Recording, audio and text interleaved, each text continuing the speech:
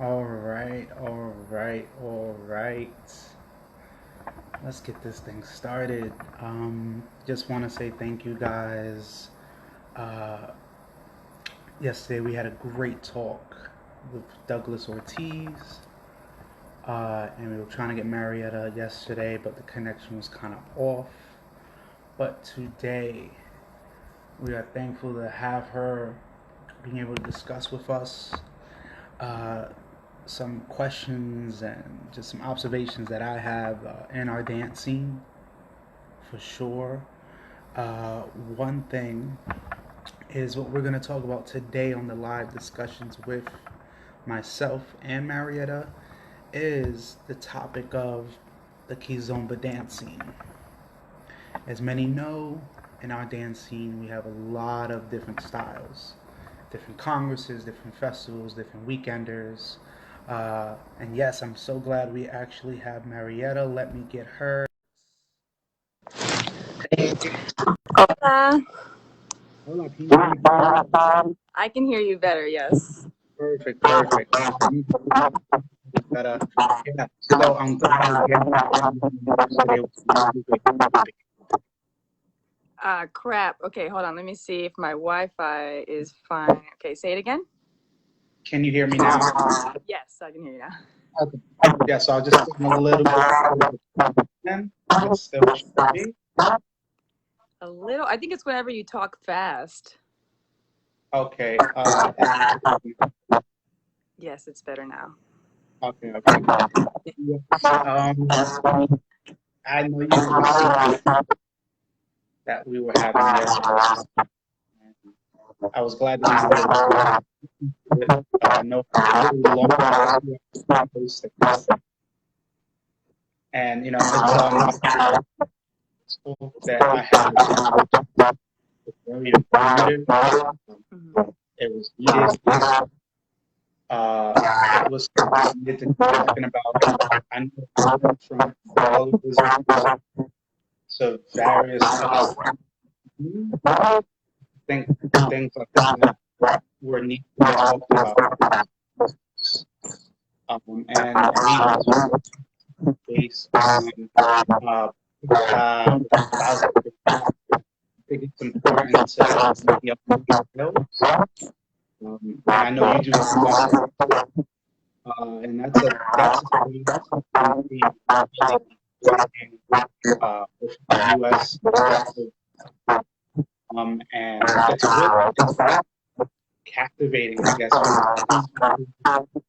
from the social dance side, the community itself. I'm glad at least I have you get more on that. Okay. Awesome. Well, first of all, thank you so much for having me. I did watch, I'd like to say majority of the chat yesterday. There was a bit of a time where I wasn't present. But I'm happy to be here, and I'm happy to talk about these really difficult subjects that happen in the dance scene, but also in the Kizomba scene. Not as prevalent in the Latin dance scene, because the Latin dance has been around for a little bit longer, and it's gone through different stages that Kizomba hasn't reached yet as an industry. Um, but just like in the Latin dance scene, there's a lot of colorism Yeah. in Kizomba scene. Where a lot of my black students and black friends will mention how they don't get as many dances at some festivals, how they feel like it's a waste of money. Sometimes they'll go and they'll spend a lot of money for a flight, a hotel, an event pass, and that the only dances they'll get are with people that are like good friends of theirs, and even some people who say that they'll go as far as asking people to dance with them and they get turned down. Mm-hmm. And that's ever happened to me. I can't say Wow. that it's because I'm white passing or because I'm an instructor. I think that being an instructor puts me in a place of privilege at an event. So I can't speak for other women or people, but it's already hard enough because in the Kizomba scene, more than the Latin dance scene, there's a larger amount of follows, and there's like one link per 3 follows at an event. And so a lot of the females end up leading. And then that's why I believe the Kizomba scene has more leads than other dance scenes. Gotcha. Question: is my audio okay now, or I is it mean, still like fade? it's like every once in a while, some of the words just kind of, and they're Like, in the background. okay, yeah, because I mean, I did like Douglas yesterday. Are you getting It's like I hear you, but it's in the background. It's almost as if your computer or your phone is muting your voice, like it's taking it as background noise or something like that.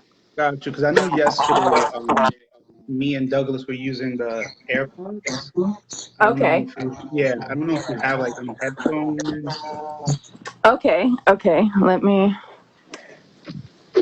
And find again, a. thank you for tuning in for the live. I know you listening to difficulties. Let's see. I'm gonna find some headphones. I don't have AirPods. I'm not fancy. Just kidding. I'm fancy. I just have an Apple Watch. Okay. Let's see if this is better. I'm gonna just you down right here.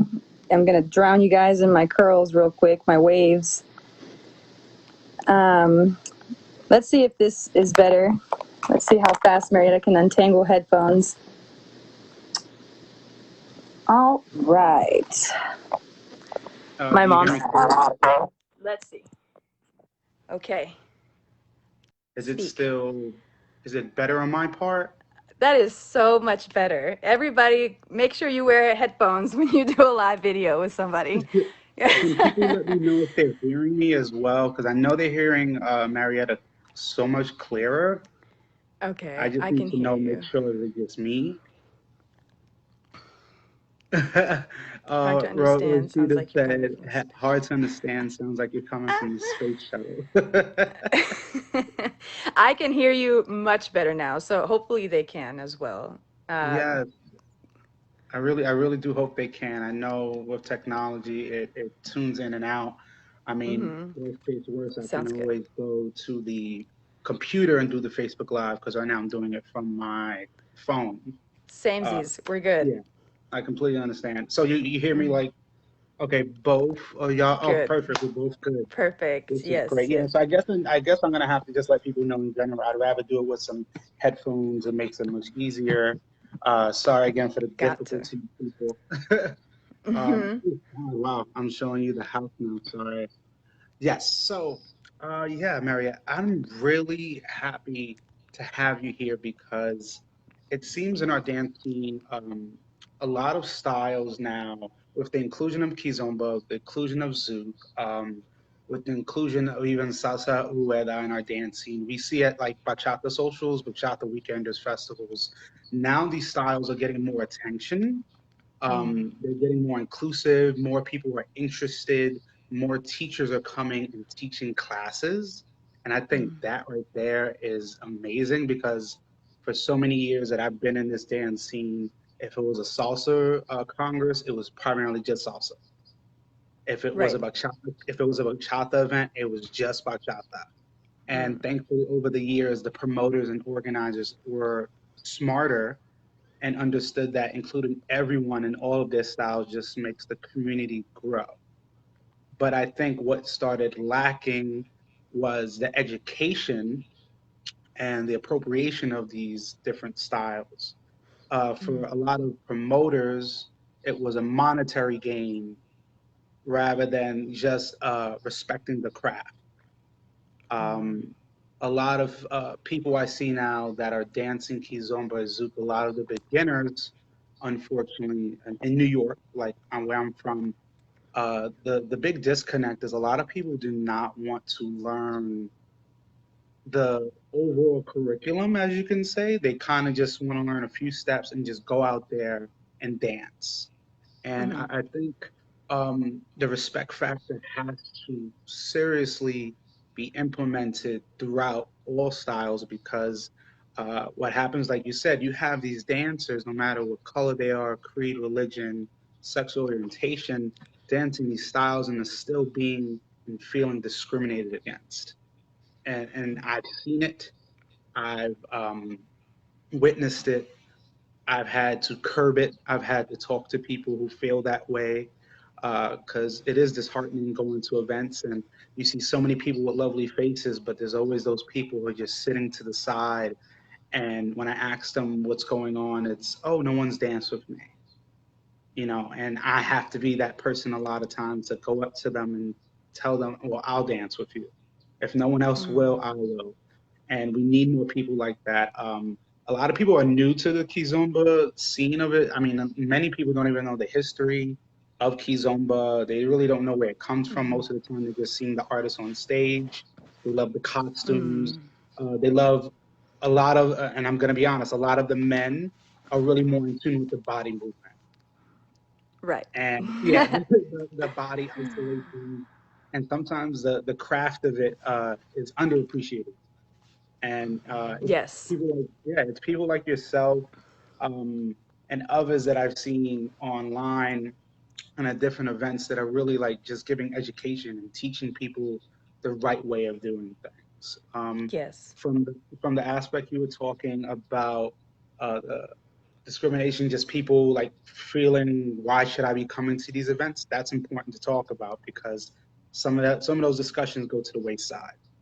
Yeah. And they're kind of, let's focus on the positive, but we can't focus on the positive if we don't uh, defeat and rid the negative.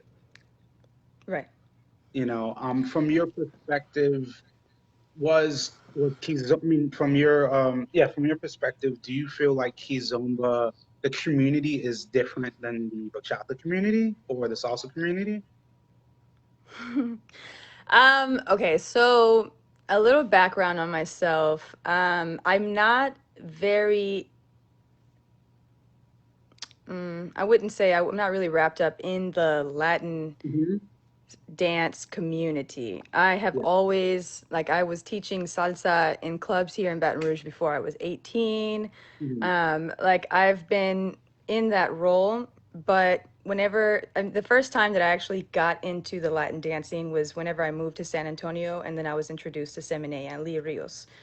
Yes. Lee Rios ended up I was on his teams and then eventually ended up breaking away from Seminaya and I started teaching Kizomba. So that was really the last time in 2014, 15 that I was really in the salsa or bachata community. So I can only go by experiences that other people have.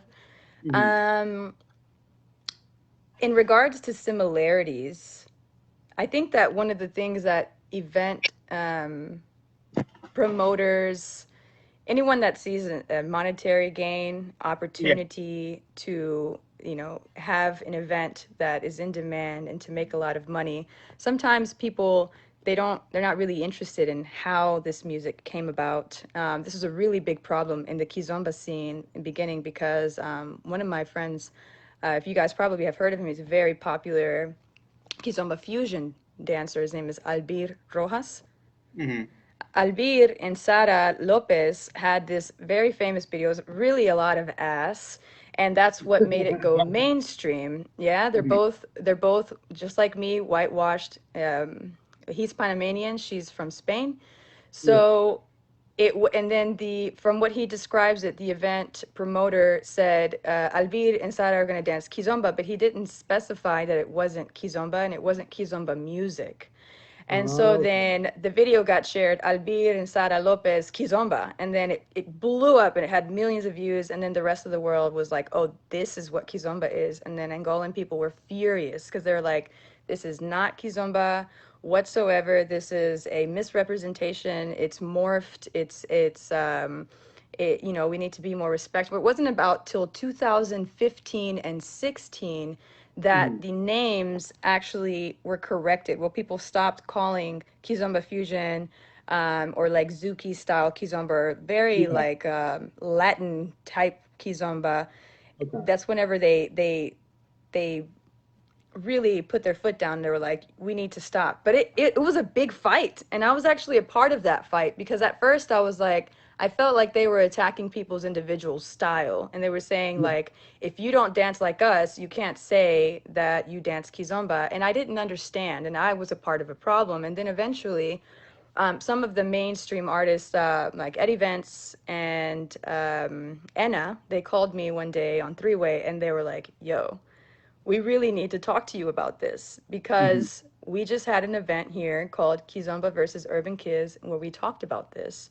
And now we're addressing this. We're needing you to help us with this because you are a leader in the community. So you need to stop saying that this is Kizomba, blah, blah, blah, blah. And I was like, oh, I understood. But there are people that are very resistant to something just as simple as that, where it's Yeah. like, don't call an apple an orange. That's all that we're asking. Yeah. So I know that the Latin dance scene goes through these types of things. I don't know well enough the history of like when the whitewashing started, but I do know that we compare like sensual kizomba or like really like wavy, like wobbly kizomba to sensual Mhm. bachata dancers. And a lot of Yeah. people, I hear more frustration towards the sensual bachata than I do in any other Latin style. So, I mean, I don't know. What do you think about that? I mean, for me, as a dancer, I started a decade or two ago, and I noticed a shift was when bachata started coming around mainstream, not musically, but in our dance scene, could be around between '08 to 2010, because I remember meeting Ataka and Lamana in Mexico for a gentleman named Earl Rush that was doing an event there, and that was really one of the first times people were seeing them. And I remember that viral video that went out of them, and the people that loved it, and then there was the haters. There was the people that defamed it and didn't said this wasn't bachata. But you see, almost over a decade later, you see the impact that they've laid. But the most important thing was they were giving education. And like you said, people saw a video of Sarah Lopez and her partner, and because you didn't specify what this was, people said this. People took it for what it was, and they rolled with it. And Yeah. without that education, you had so much backlash. But the people who loved it, they were just intrigued by the movement. And then now, fast forward years later, you're having Kizomba festivals, you're having Bachata festivals. And I think with Bachata, Salsa, Kizomba, when the teachers are not giving enough education to their students, that's what's creating a lot of division. For me, Bachata is Bachata. There are people that want to put labels on it, but for me, at the end of the day, Bachata is Bachata. Right. You can call it a fusion, you can call it sensual, you can call it traditional. Again, it came from Dominican Republic, and I remember going to DR for Bachata in like 2016, and I remember they had the Kizomba rooms, the Bachata rooms. I didn't think they had a Zouk room, but I remember seeing the Kizomba area, and it was just dead, and it was like my first eye opening, saying, "What is this room?" And I'm seeing just a few people dancing, but I'm captivated more with them. And it's like, I'm really intrigued. What is this? And then these people are giving me more knowledge on it. Yeah. And then now you see years later, we're having events that now the tide is shifting. We're having people who were salsa dancers, bachata dancers, now going to these kizomba classes and becoming more well-rounded rather Yes. than separated.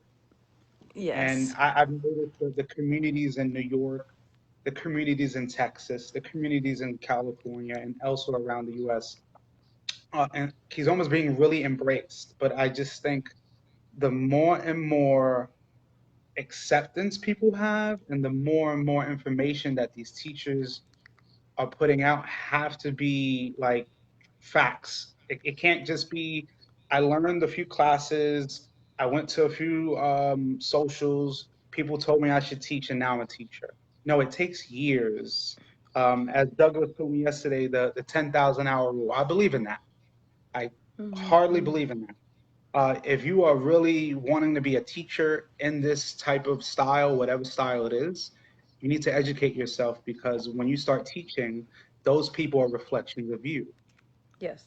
And and with Kizomba, and with a lot of styles, especially with bachata, sensual bachata, bachata in general, and Kizomba, I see a big misconception of the pro dancers sometimes just focus on the pro dancers and not focusing on the people that come to these events and being inclusive and accepting everybody because if you don't do that, you're not going to have an audience after a while. And for me, I become more and more intrigued with Kizomba every time I see it. And for me, I know when things get back to normal, I want to be one of those people that takes a Yes. class. Yeah, All right. absolutely. Because and that's the thing is when we can be truthful and honest with ourselves and say, "Hey, I really enjoy what I'm seeing. I'm intrigued to learn more." That's what's going to help this scene better. And like you said, you're in Baton Rouge. The community there Yes. might be a little bit might be smaller than it is in Very Houston, small. but Very I small. There's mean, one dance studio here. It used to be, I believe it was Salsa Ardiente. yes, with Sarita. Yeah. Sarita. Yeah. Yeah. That now it's being taken over by Gilles, and he was one of her students for a long time. He's a leader in the Mhm. community now, and he's doing a good job. He's done. I've heard lots of good things, um, changes on a positive side since he's come into the scene, because Louisiana in general is a very conservative state. I don't want to get in trouble. I'm not trying to hurt anybody's feelings, but I'm just going to be real. No. Louisiana is very atrasado when it comes to segregation, when it comes to Yeah. education, when it comes to politics. It's kind of like being stuck in the past a little bit. And so then Yeah. when you come here, you feel a lot of desire to be free and a lot of desire to express, but you also you feel a lot of like fear of judgment, for religion or for Mhm. people just being really old school here and not being as open. So it's a really interesting scene because it's like they're the most,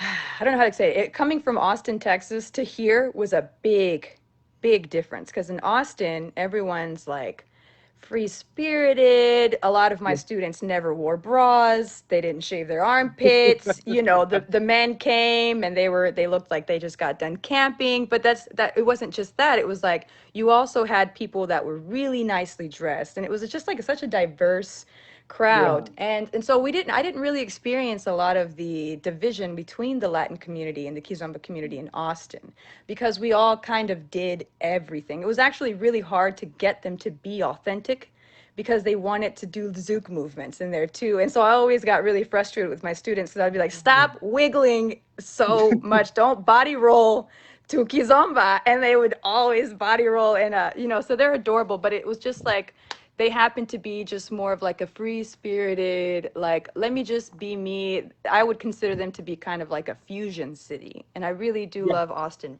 for that.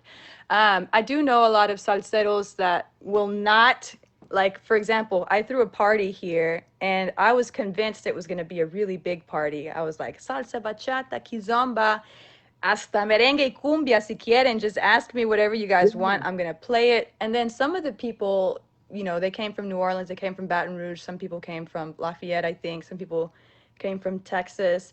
And there were actually a few people that said, I invited so and so, I invited so and so, but they all said that they wouldn't come because there was Kizomba.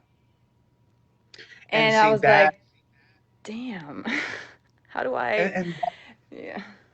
it really for me it makes no sense because then you're just basically discriminating another genre, another style of dance just because you don't like it, but there are other people there. Because again, if you're throwing an event, this isn't a one-person event. This is an event for Mm-hmm. everyone to come and feel included. Mm-hmm. For me, I actually have a lot of experience in New Orleans. New Orleans is honestly my second home. I'm actually moving there when I retire years from now. All I right. mean, yeah, I mean, like my roots or my my love for Louisiana in general started all the way from like Texas Salsa Congress '05 when I was meeting people like my boy Sydney, meeting Nicole Diamond. There's a lot of other Uh-huh. dancers out there. And the one thing I loved about Louisiana in general was that these people came from whether it was New Orleans, Lafayette, Kenner, Metairie, and they just had like or an aura I wasn't used to because even though I was young, coming from New York, we were a lot more harsh reality. And having Yes. people with that Southern hospitality was amazing. And throughout the Mm. years, um, my first trip to New Orleans, I performed at the Jazz Fest. I performed Okay. at the Jazz Fest with my friend Bianca San Martin, and she was the one that Uh-huh. helped me understand the scene. And what I saw was you had places like Dragon's Den, places like Silhouette, places like Mo Chalet that Uh-huh. uh, Moshele Silhouette. and see, like for me, like for a person who lives in Louisiana, you know these All places. right. Yeah, Yeah, it's nostalgic. and for me, yeah, and for me, it was I'm seeing all of these styles, but there was still a discriminatory factor, and certain people only wanted these styles of music here. Mm. And when it kind of dipped off into something else, these people kind of just scurried out and left. And what a big issue I started seeing over the years was after Katrina, and furthermore, a lot of these dancers that were there and were really strong and had a great fan base in the community, they left. And it was almost the remnants of people who were still there had to kind of pick it up and build it all over again. And like you Yeah. said, Baton Rouge is a small community. And I think what happened was I had a lot of conversations with people in Louisiana. A lot of them would tell me because people left and people didn't want to come back and the scene got smaller, people didn't want to come back because they didn't feel there would be an audience. And that right there for me, it was an eye opener. I had to say, I'm not going to worry about what other people have to think.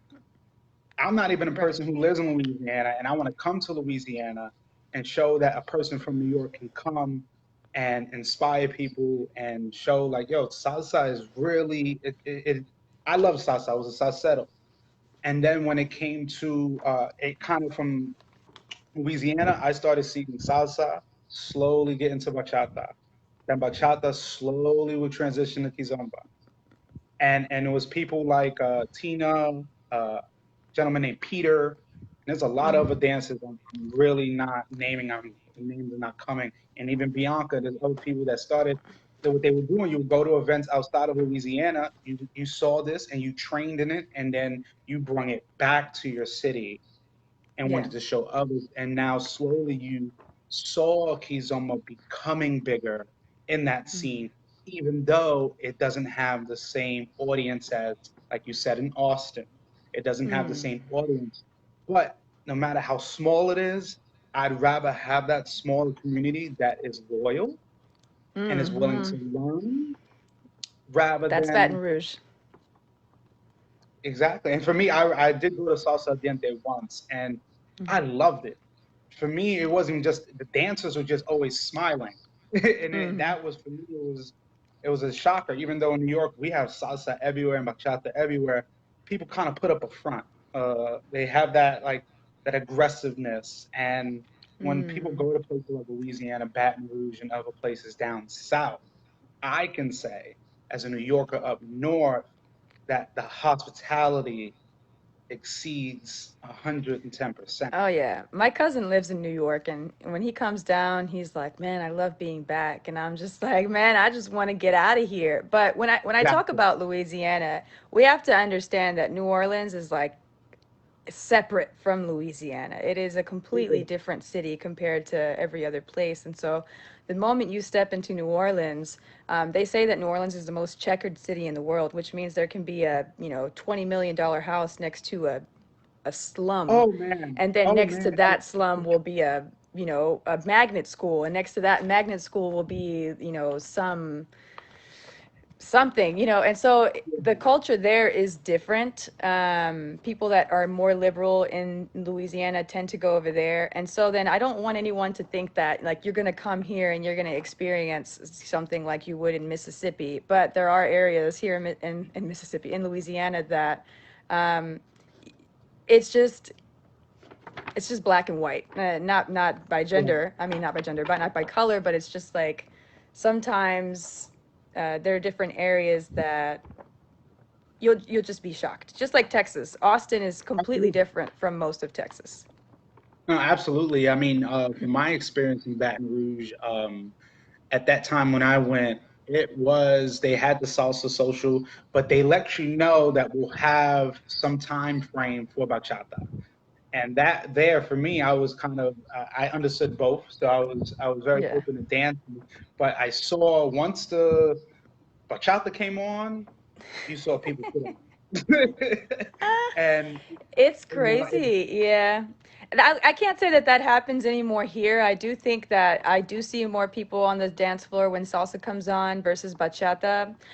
Going back to the salsa versus bachata thing, you know, one of the biggest uh, arguments that I hear from salseros as to why they're opposed to learning kizomba is because they look at it and I'll just ask the salseros to just let me finish. They'll look at Kizomba and they say, I don't want to learn that because it looks too easy. And I want to say from the bottom of my heart, salseros, salsa is hard, but Kizomba is not easy. Kizomba, it's I've tried to teach some salseros how to dance Kizomba, and they just cannot get it. And so a lot of the hardcore salseros that will transition into Kizomba will get very discouraged because it is very different. The frame is different, the feel is different, the hold is different, the way that you walk is different, the energy, the way that your energy is coming from the floor up to your hips is different. And it just it's it's a lot more complicated than people think, and that's something that I yeah, want them to keep in mind. It's not just walking together and like humping each other, because that's not what the history, that's part of why people are so angry, because kizomba is not sensual, it's not sexual.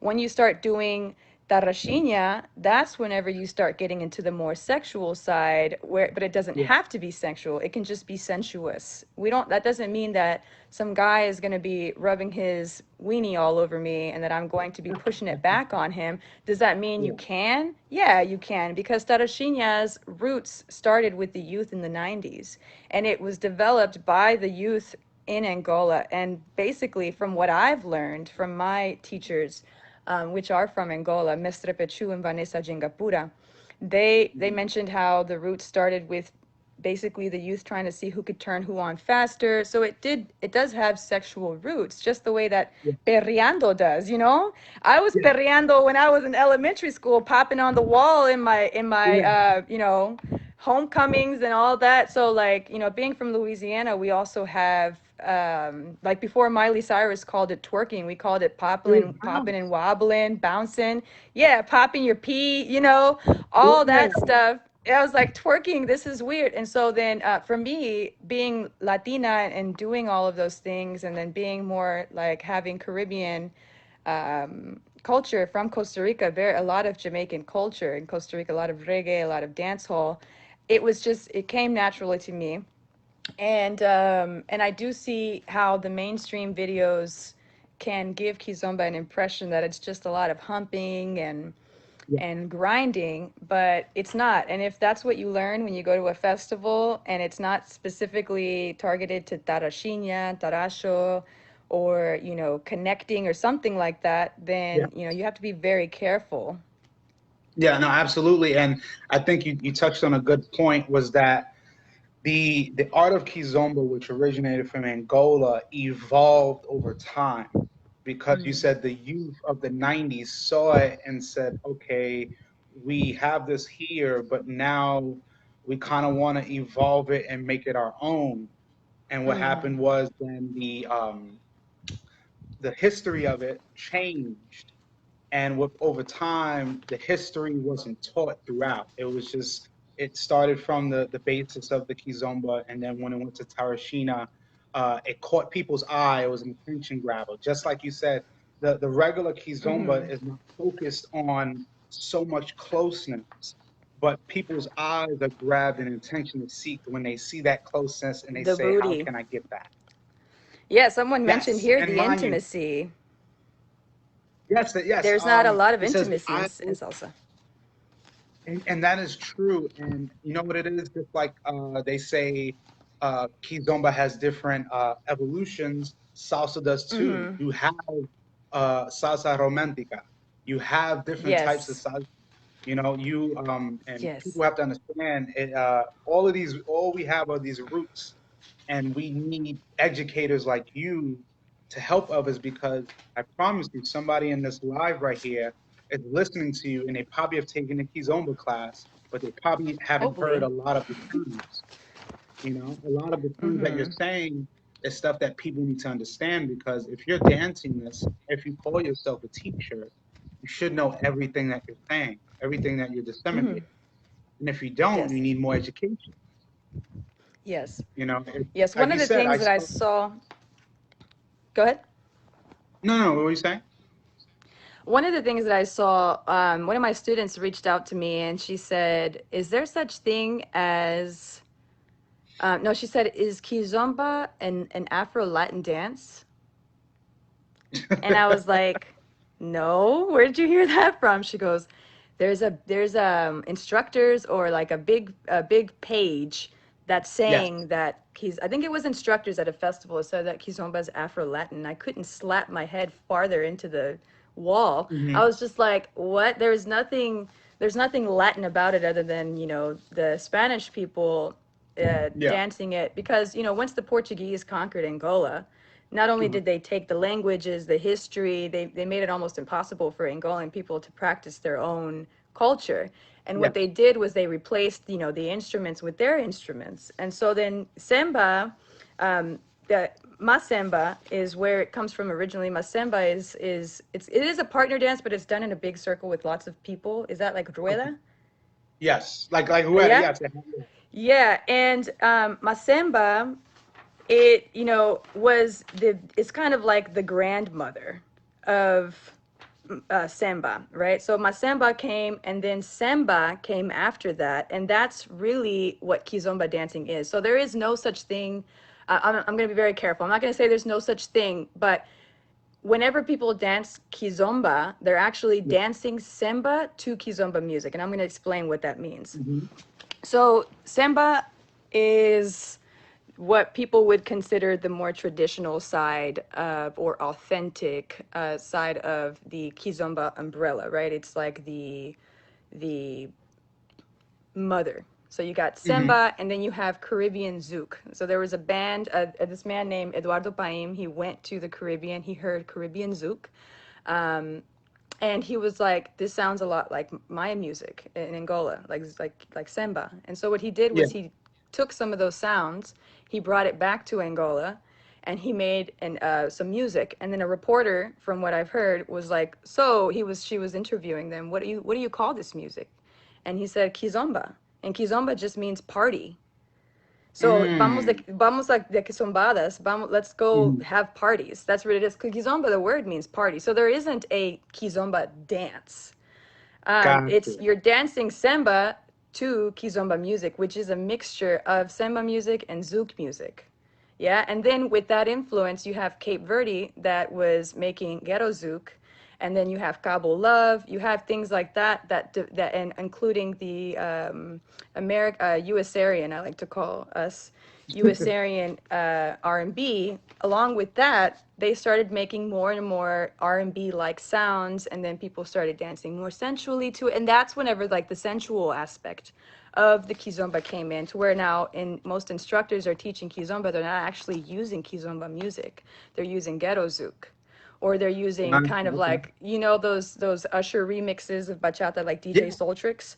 There's Yeah. there's remixes like that in the Kizomba world that have Kizomba beats, boom, sound like Yeah. reggaeton more so. So people dance zouk to it, people dance reggaeton to it, people dance Afro house to it because it doesn't sound authentic.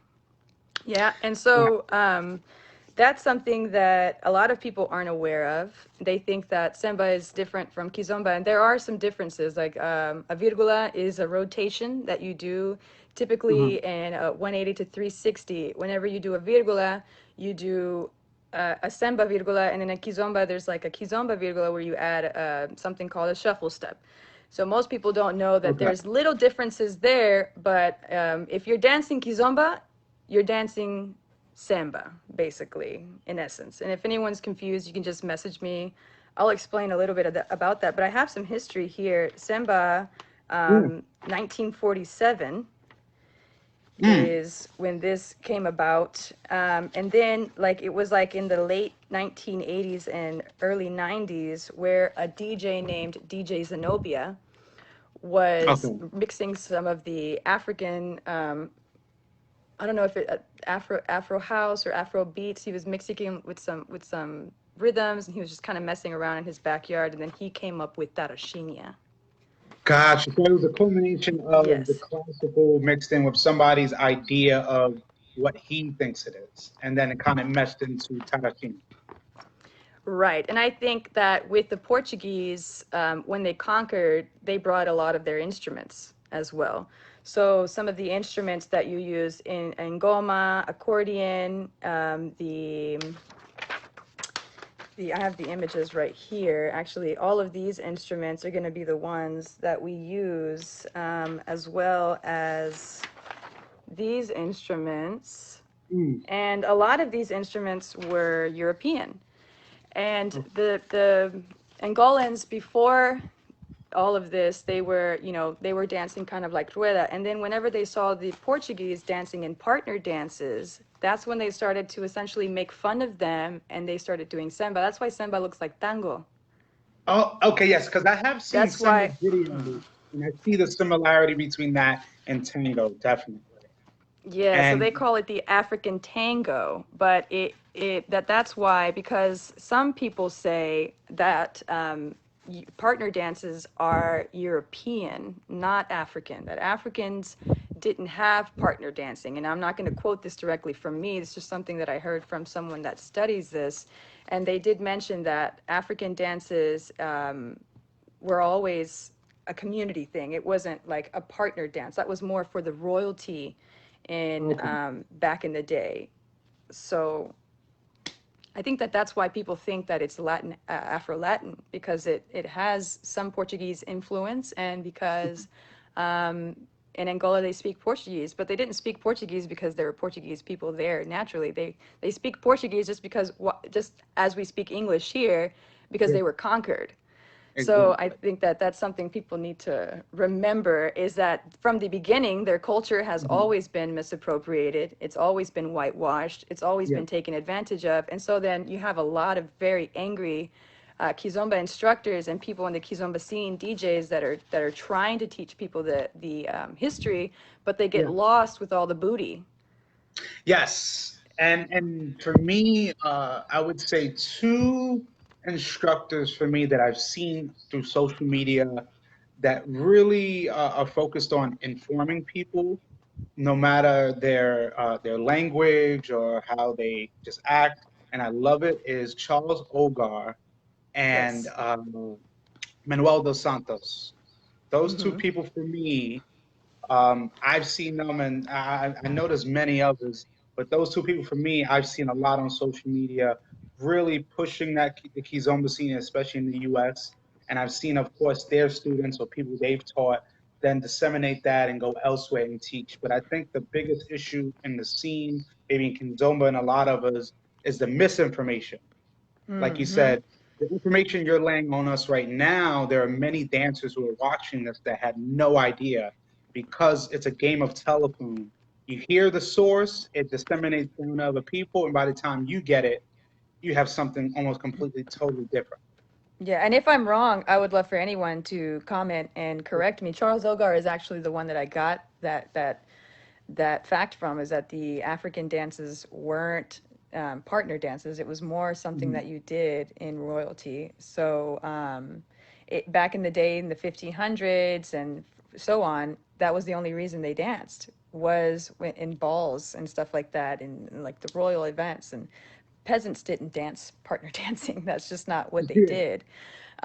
So I think that another thing in the Kizomba scene is, like, there's a lot of misrepresentation with black women. So I've heard black artists say that it's too hard to have a black partner. That the Mm. marketing is much easier with a white woman. That they'll sell more passes if they have a white woman as a follow. Wow. A lot of things like that. And so then there are a lot of black women in the scene that are very upset because they're being misrepresented in their own culture and their own dances. Hmm. And it I'm not here to say that, you know, one person can do it better than the other person, but I do Yeah. think that it's really important for us to realize the sexism, the racism, the colorism that has from the get-go Hmm. grown into the dance scene, and most of the people that are throwing these events have been doing it for a long time. And at Latin events, for example, I've had a lot of Archie. I don't know if you guys have ever heard of Archie and Sizzle. They are some Kizomba and Zouk artists in the scene that they make their own music. And Hmm. there was this one big popular festival, I'm not going to name it, and they invited him to DJ, and he was like, you know what, I'll DJ, but I'm tired of coming to this event and I go to the Kizomba room and you didn't hired somebody that doesn't know, like you hired a bachata DJ to play Kizomba Hmm. for us. And then, you Oh know, no. because no one's in the Kizomba room, then he starts playing bachata. And then next thing you know, and then another Yeah. thing is you have to hire some legit artists. Don't hire some Spanish artist that primarily focuses on bachata and then have them sort of fill in the spot for kizomba so that you can have the kizomba money, because they're coming to this event and they're feeling like, you know, they're being cheated. Yeah. And so then he reached out to me, and at that time the guy that did the event reached out to me, and at the time I wasn't able to teach, but I was really happy that Archie did that, because when I saw the flyer I was like, Hmm. oh, you got this person teaching and that person teaching, and there were legit names. But it takes somebody from the kids scene reaching out Yeah. personally to these organizers and saying, it's not okay for you to replace the African scene with the Latin scene because it's, you know, convenient, or because you don't see the importance of Kizomba.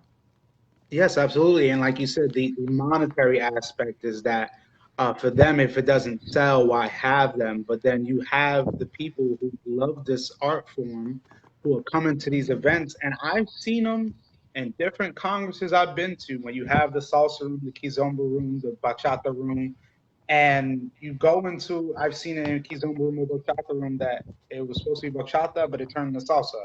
Or it was a Kizomba room and then it dipped into bachata, but then the people from the Kizomba room leave.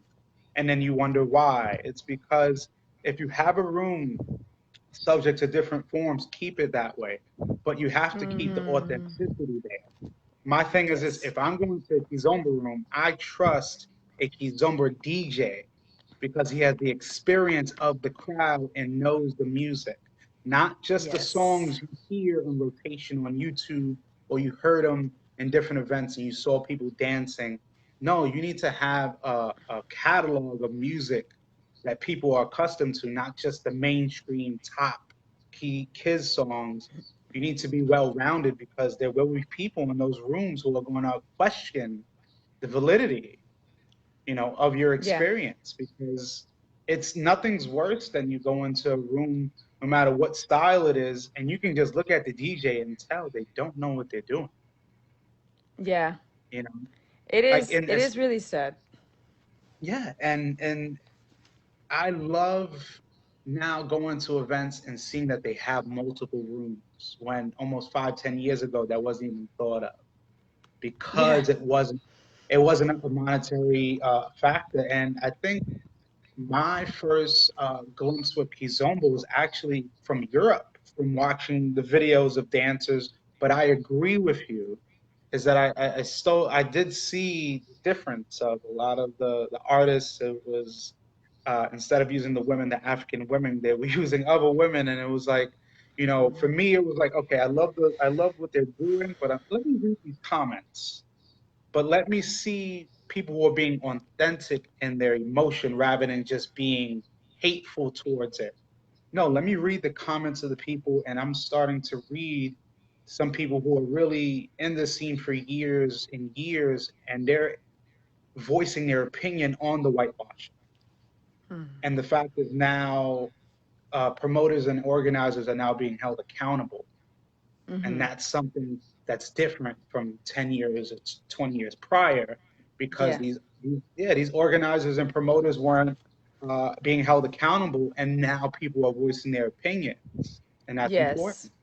I think it's extremely important. And I think for anyone that sees it happening in the scene, in the dance scene in general, especially when it comes to Latin dancing, but most Hmm. especially in Kizomba dancing, um, you have to speak up, ask questions. It doesn't have to be a confrontation. It can just be like, hey, so why didn't you do this, or why didn't you do that? Have you ever considered this? Have you ever considered hiring that artist by any chance, instead of this one? Or maybe asking the community who they want to see. And sometimes that's a problem because it turns into a popularity contest, and we all know that the most popular people in the scene aren't the best dancers. Exactly. Um, for my white people and my white passing people, it in what I said in my live, it's difficult to be um, identified as white right now, and it's a very difficult time Hmm. to be considered white. It's a difficult time for me, especially as a Kizomba instructor. I'm not African and I'm not Hmm. black. And so then a lot of times that kind of puts me under target. But what it does is I have to be held accountable Hmm. more because I Hmm. have more of a responsibility.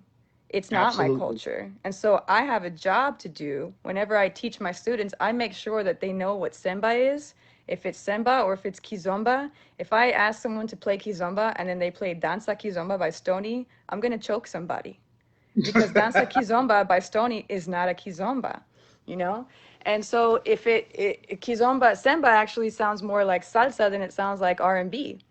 Mm, So yeah. in some samba songs that I've heard, like there's just like straight salsa, and I'm like, wait, what is this? And then some of the Angolan people will tell me what it's called, and they're like, it sounds a lot like salsa, and that's where you see the connection between salsa and Africa. But one thing is like right now I don't have a dance partner, Uh-huh. and I've been looking for a dance partner in the Kizomba world since 2017, and it's hard because I get a little bit discouraged Hmm. that I might get backlash because he'll be potentially a black man. I don't know who he'll be, what he'll Yeah. be.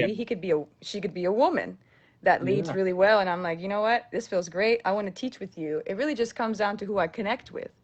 And it's difficult whenever you feel like you're being authentic, you're being respectful, but because you are white passing with a black partner, or in my case, I have a black fiance, Yeah. I've experienced a lot of backlash for things like that. Mhm. And I think that one can feel victimized in these situations, but we have to zoom out beyond our personal being offended, and we have to understand why. Like if I choose to be in this community and I choose to be a leader in this community, then I have to take the responsibility that comes with that, which comes Yes. with a lot of emotional pain in the scene.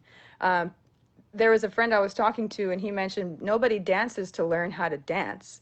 Everyone dances for a more internal reason, whether it be because they're unhappy, because they want to be happier, because they're trying to fill their love tank, because they want to be around people, because they're, Yeah. whatever the case may be, exercise. But no one just goes to a dance class to learn steps.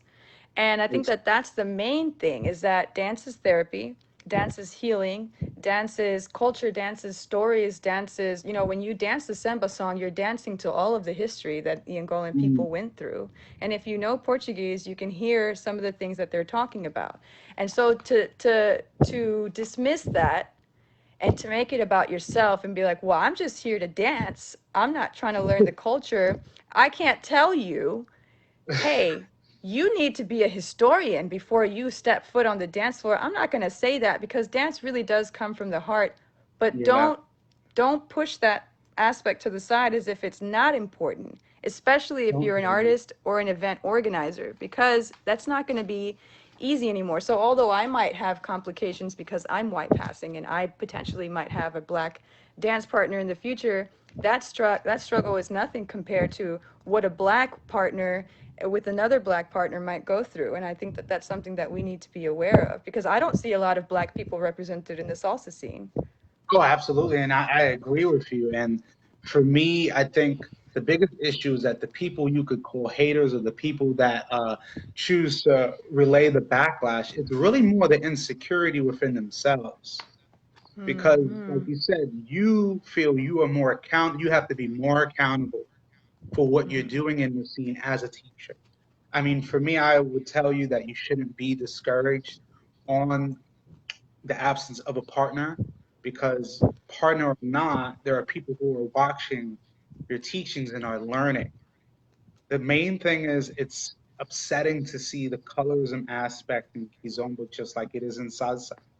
And for a lot of people who do not understand that stigma, it really stems from with Puerto Rico, with Dominican Republic, with Cuba, with a lot of Latin countries. It's the object of advancing your race. And I was told that by many people before, of of the old school people, of the lighter you are, the righter you are.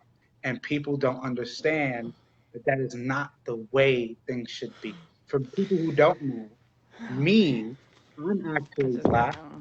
Yeah, I am black, I am Puerto Rican, and I am Polish and Hungarian. If people didn't know. But when you see this, ah. you don't see that. See, for me, Uh-huh. I tell everyone what I am because I'm proud of what I am. For me, dancing, it was my way of saying if I didn't know the language as well, because I don't know Spanish as well, I damn sure I'm going to learn how to dance it better than these Spanish speaking people. And for me, and that was really my vice. That was my discouragement for years, was not being, as they say, a full Puerto Rican and knowing everything. But I love going back to my island every time I can and representing it well. For me, I think the object of the advancing your race was culturally disrespectful, but it was relayed onto these people from people before them. This just wasn't a topic brought out of the blue. This was something embedded in people for over centuries. And for me, I think it's important that people have to look and see that you have to love who you are. You have to love the people around you. And the more you hate and the more you bring negativity into a scene like this because of someone's color, it does nothing. It only hinders progression. For me, I love two black artists just as well as I love two white artists. The thing is this, what I'm looking for is not just the color who you are, but what message are you giving? You know, Mm-hmm. my question too, I wanted to ask you was, what do you think, and this happens in the salsa scene, no, more primarily more the bachata scene, but the object of like remixes, like Kizomba remixes, or those, when you have the traditional songs and then now you hear kind of an Americanized version of like your top 40, now you're hearing it in like a Kizomba remix in a sense. uh, it's hard because, man, listen, human beings, no matter where you're from, when you hear music, you express. It comes from, it brings out something in you. And music and dance cannot have, it can't have color. It can't have Mhm. prejudice. It can't have, it doesn't discriminate. Feeling, everyone is going to feel. Yeah. When you have different kinds of people making different kinds of music, what makes this wrong is whenever the people that the music comes from are misrepresented, underrepresented, um, and left out of the conversation when it comes to their music. Now, one thing I can say is I'm a more authentic Kizomba dancer. Yes. I'll have a lot of fun at an Urban Kiz event, but I'll have Okay. more fun at a traditional or authentic Kizomba event. Why? Because there it's closer to, I feel, my roots. I learned Kizomba in 2007 when I was 17. I had some Hmm. friends, like I said, I was in the clubs before I was 18. So there were some friends that were foreign exchange students from Angola, and they were all this big crowd, and they were dancing in the club. They invited my sister to a party that they were going to have, and that's when I learned Kizomba. I was 17. And I Hmm. learned with these people, they taught me their culture, they taught me the difference between samba, kizomba, ghetto zouk, they taught me kuduro, they taught me Brazilian funk. They introduced me to everything that they would play at a party. And I never thought that I would ever dance these things again unless I went to Angola or unless I went to an African party. And so whenever it was reintroduced to me in San Antonio by Lee Rios, with Albir coming down, and I saw how different it was and how different the music was, at first it didn't really affect me because Yeah. it wasn't big enough yet. Kizomba has been taught in Europe for a while now, but it really got Yeah. sensationalized like in 2014. And Yeah. so then and it was the sensation was the more European version of what, people would call sensual Kizomba right now. Yes. Yes. Um, Yes. Yes. yeah, so it's hard because now I have friends who teach urban kids. One of my students, from way back in the day, she's one of the most popular urban kids dancers in the scene today. Her name is Pamelita MPK. She's Audie Mhm. MPK's partner, Yes. and Yes. Orient PK. Yes. Pamelita, yeah, she was my student. So she started off with more of these authentic ghetto Zuki songs. There were no remixes really, not as much. Well, there were some, especially with I'm not gonna try to remember. But one of the things that she and I talk about is that she'll play like an Aaliyah song or a Lauryn Hill song, and it'll be just the song, no remix, just the regular song, and they'll start dancing to it. And then they'll be like, "Come on, Murder, let's dance." And I'm like, "Y'all, I can't dance Kizomba to Lauryn Hill. Like, I just can't. I'm Yeah. sorry. Like, I'm gonna try. I can't dance Urban Kids to it. I can't really tarasha to it. I just want to like I want to dance like I'm used to dancing to it." And I was like, I don't really know how you guys do it. Honestly, like I'm not trying to be offensive, but it's just not my thing. I have to hear the proper rhythm to want to dance that. And, Yeah. she said something to me. She was like, I think it really just depends on what kind of music you grew up listening to. So because Yeah. we grew up listening to a lot of hip hop and R&B and things here, then whenever we hear those sounds and we hear them remixed, they resonate with our heart. They resonate with our inner artist. And so then it doesn't mean that we mean to be disrespectful when we're dancing to these remixes. It just Yeah. sounds really good. It feels really good. What the problem comes about is whenever we ignore the systemic racism that seeps into the dance community. So Yeah. I personally don't think there's anything wrong with making a remix. I think it's Yeah. wrong for you as an instructor to say that it's kizomba. I think it's wrong for you as an instructor to say, I'm going to have, a semba artist or a kizomba artist come teach a class, and then you hire someone that's playing, you know, uh, Drake remixes that have like a little kizomba beat in the background. When I do that, I Yeah. say, this is not kizomba, guys. This is a Drake remix by this DJ. If I were to put it in any box, I would consider it this. And that way they know what they're dancing. So you empower your students at the same time. You're giving them Mhm. history. You're not taking away authentic rhythms or inauthentic rhythms. You're not saying you can't dance to this or listen to that because you're betraying one side or the other. I'm not going to make them Mhm. choose. I'm just not going to leave them ignorant.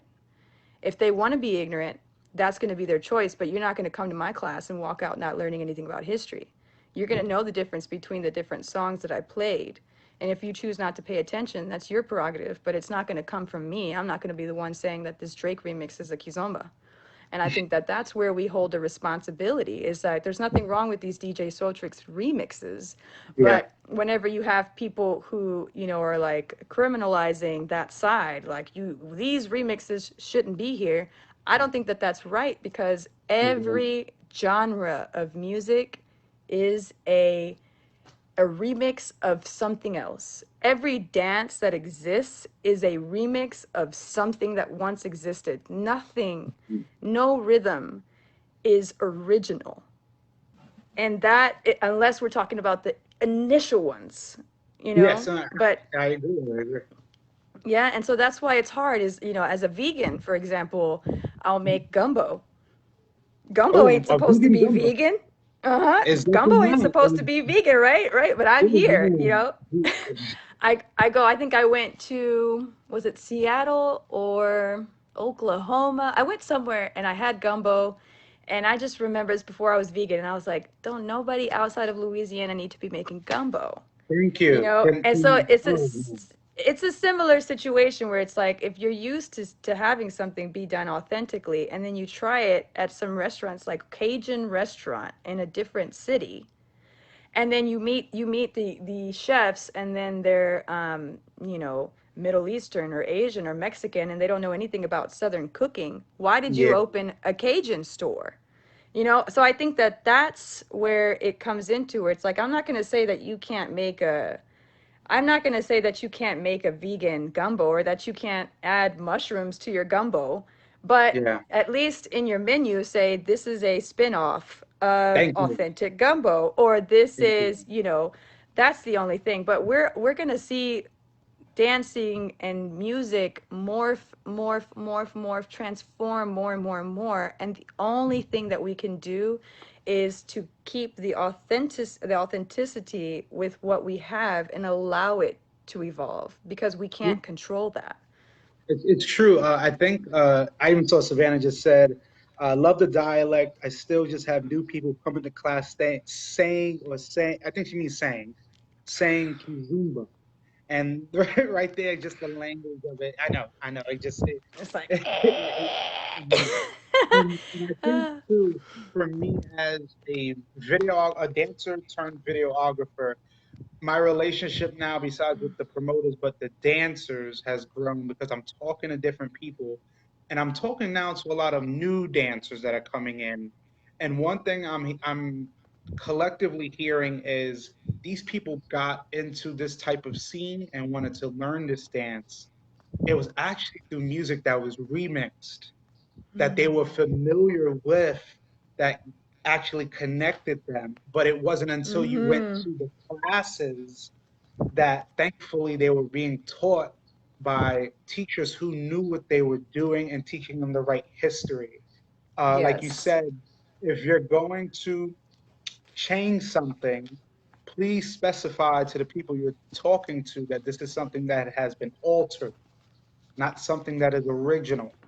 And I think because I've been to congresses and I'm hearing so many like different remixes, and don't get me wrong, I love them, but I do love the originals. Like on Mm-hmm. here too, just after Savannah, I saw my boy Neander from uh, from Texas, the saxophone gentleman, and I love his remixes to music. But as he Mm-hmm. specifies, it's his remixes, his renditions. And the thing is, people have to understand is that, of course, you can show love and give a tribute and show your own or put your own flavor into something, but still Mm-hmm. coming back and showing that love to the original. Because I think the original, Yes.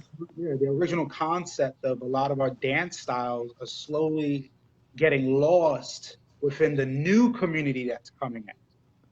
People like Yes. yourself and others that have been dancing for over a decade plus have been able to learn the history from the people before you.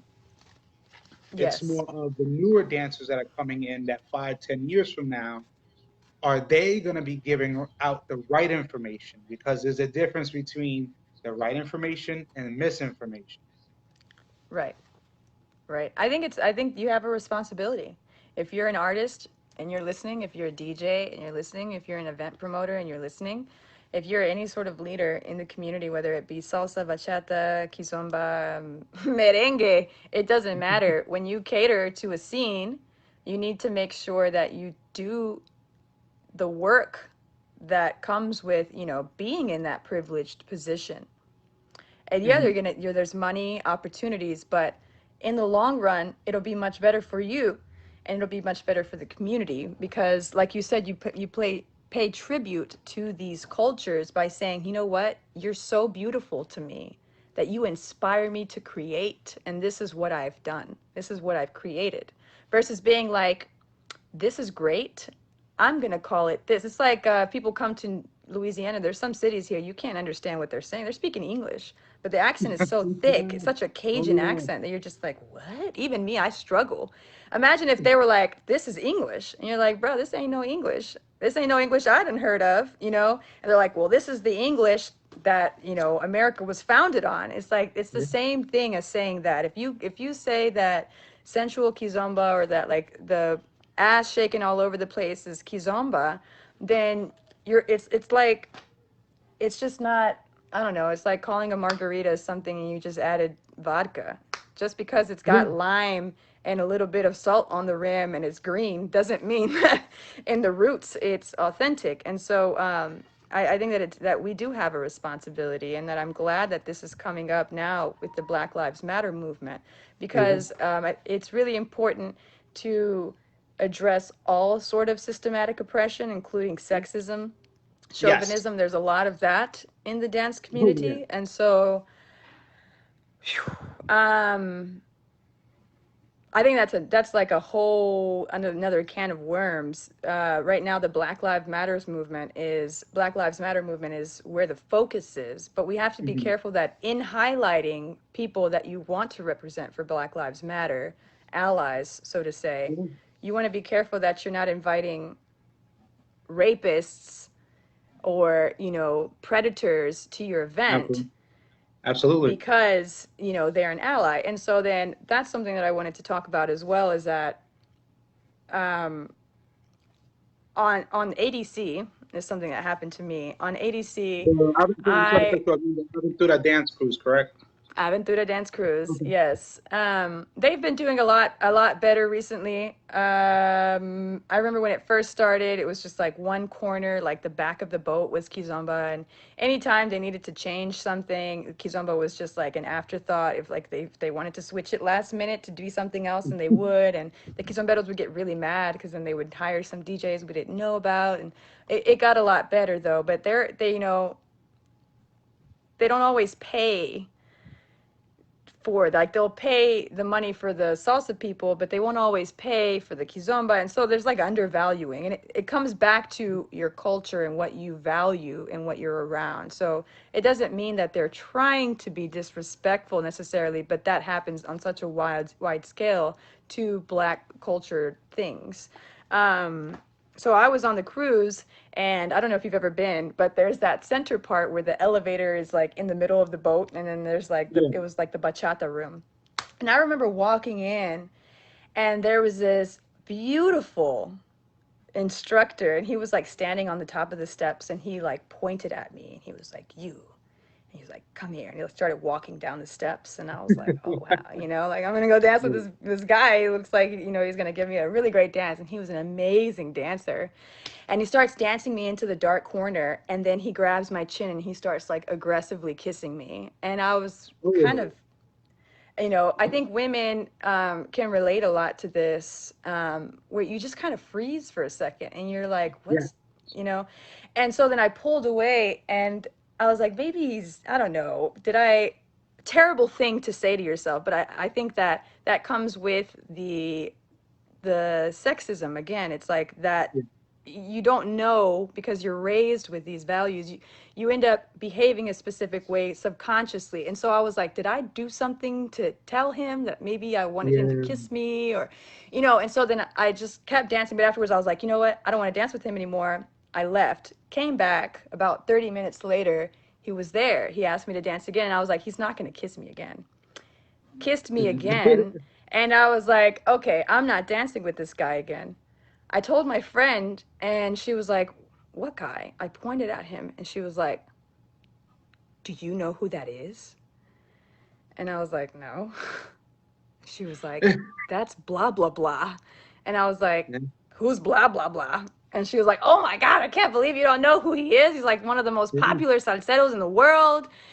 And when I got off the boat, because there's no signal on the boat, I'm not going to pay $5 to go look who he is. I was like, Yeah. I typed in his name, and I was like, whoa, why was this guy kissing me? And he had a girlfriend and all this. And once at a Kizomba event, I went up to the DJs from Portugal. I said, hey, great Mhm. job. And as I was towards the end of the night, once the social was done, I was walking out of the room, and I was going to make a left towards the hallway to go to the elevator. Yeah. And he and one of his friends were walking into the building, and they were following me towards the elevator. I was ahead of them, and eventually they kind of walked faster, and one of the guys ended up wrapping his arm around my waist and started guiding me to the elevator with them. And so I was like, um, hi. And he was like, hey, how you doing? You know, let's go have fun in the in room. We have this, we have that. And I did one of these and I like ducked and he kept going and I was just like, no thanks. And I knew as an Yeah. instructor, I'm in a position where I know better because I Yes. hear about these things and I see these things. But there are a lot of women that I know that would have been like, oh wow, the DJ from Portugal, world famous guy, is inviting me to his room. And this is how a lot of people get into trouble and they end up getting Yes. into situations that they didn't mean to. Maybe they're like, I didn't want to have sex with this guy. Yeah. I just thought, you know, maybe we would go up and have a drink, we would have fun. And I just wanted to let any of you ladies know, even men, because men aren't excluded from this conversation, but the scene has a lot of colorism, racism, but it has a lot of sexism too. And Yeah. that's something that we need to address. And so I'm glad that we're having this conversation. I would like to hear if anybody has experienced something similar in the dance scene or if you've heard anything yourself. Yeah. I mean, for me, being in it as long as I have, uh, I just as of recently have been hearing stuff like this. I actually heard when I was at Dallas Bachata Festival, a female had told me a story, and it actually wasn't in Dallas. She had told me, I saw her in Dallas, and she told me a story about in Jersey. She was at a social, and some guy was just being very aggressive. You know, the gentlemen's when they're dancing and they want to do the dips, you know, the over dip, it just gets too much. And Like, yeah, and she told me that the place that she was at was a large space. There was so many people around, but she said at that moment she could scream as loud as she could, but no one could hear her. And she told me she remembered that when she pushed him off, she fell down and he actually fell on top of her. And from that, she actually had a ruptured vertebrae in her neck still to this day. And that one example of someone taking it too far, and even when you push away and you get away and something like this can happen is uncalled for. And for me, a group like the MOB, my boy Damian Guzman and MV Nieves and the rest of them who have started yes, to yes. create an alliance for people and for women and for men to speak up about sexual harassment in our scene, because the biggest thing that's happening is, especially with men, they are using the excuse of our connection on the dance floor means our connection leading to something. Yes. Yes, that And very same day, there was this guy. He was like this short. I'm 5'3", and this oh guy man, was like this short. Mofo gave me a great dance. We had great connection. Our bodies were connecting. It was great. The end of the dance, he looked at me. He was like, "Do you want to go to my room?" And I was like, "No." And he was like, "All right, just asking." And then that was it. That's all you got to do. Just just have a conversation. You don't have to grope me. You don't yeah, have to break my back, or you don't have to dip me so that you can see my neck and do like this and look down my yes, shirt. yes. You know, And that's what I'm saying. For me now, as a video guy who's filming, people don't understand. I got so much great footage of dancers, but I also have a lot of footage that I have to look at and I have to say, I wish that person had gave me that sign sooner. Because I've been telling a lot of people now, especially women, that if you feel uncomfortable and you see me, say something. Because again, even though I'm filming what's around, or maybe I'm filming you and your dance and it looks great, if you feel uncomfortable, you can literally push the gentleman off and walk away. Or if not, after that dance, you can come to me and come to that promoter. Because again, I don't work with any promoters and any organizers that condone that. And the fact is, now that people are speaking up and more women are speaking up, more men who are the predatory type are slowly backing away because they yep. understand now people are speaking up, and it's not just the women, it's the men that don't even see that. And that's what I tell Yes. a lot of people. You just got to be totally honest. And for the women on here or who see this and the men on here, if you ever have felt that you've been touched inappropriately, groped, spoken to inappropriately, and at that moment you didn't say anything, it's not your fault. Like I So important. understand the like you said, when that moment happened with the gentleman and you kind of froze. I had that same reaction when I was in training with the military and shooting a gun for the first time, and then realizing the power you had at that moment is the same power that person felt they had over you, because they can control the situation. Just like I can control a weapon and use it in a positive format or a negative, that gentleman right there chose to use it in a negative format. And the fact that he saw you froze, that was that opportunity. But the fact that you learned from that and it didn't eat you up, that's beautiful and remarkable, because a lot of women, especially when it happens to them, it really eats them up and they start to blame themselves when they should never blame themselves, because no matter if you are dancing Kizomba all night, sweaty, connecting with every guy, that does not give him the right to Yes, touch you or talk to you inappropriately. And if it absolutely. takes, yeah, and if it takes a person like myself in the scene that you have to come to and talk to, cool, I can have that conversation with him, because I'm not you. I'll have that conversation with him. Or even better, I'll tell these promoters and organizers, because they also have the power to say, this is a person we don't need here anymore.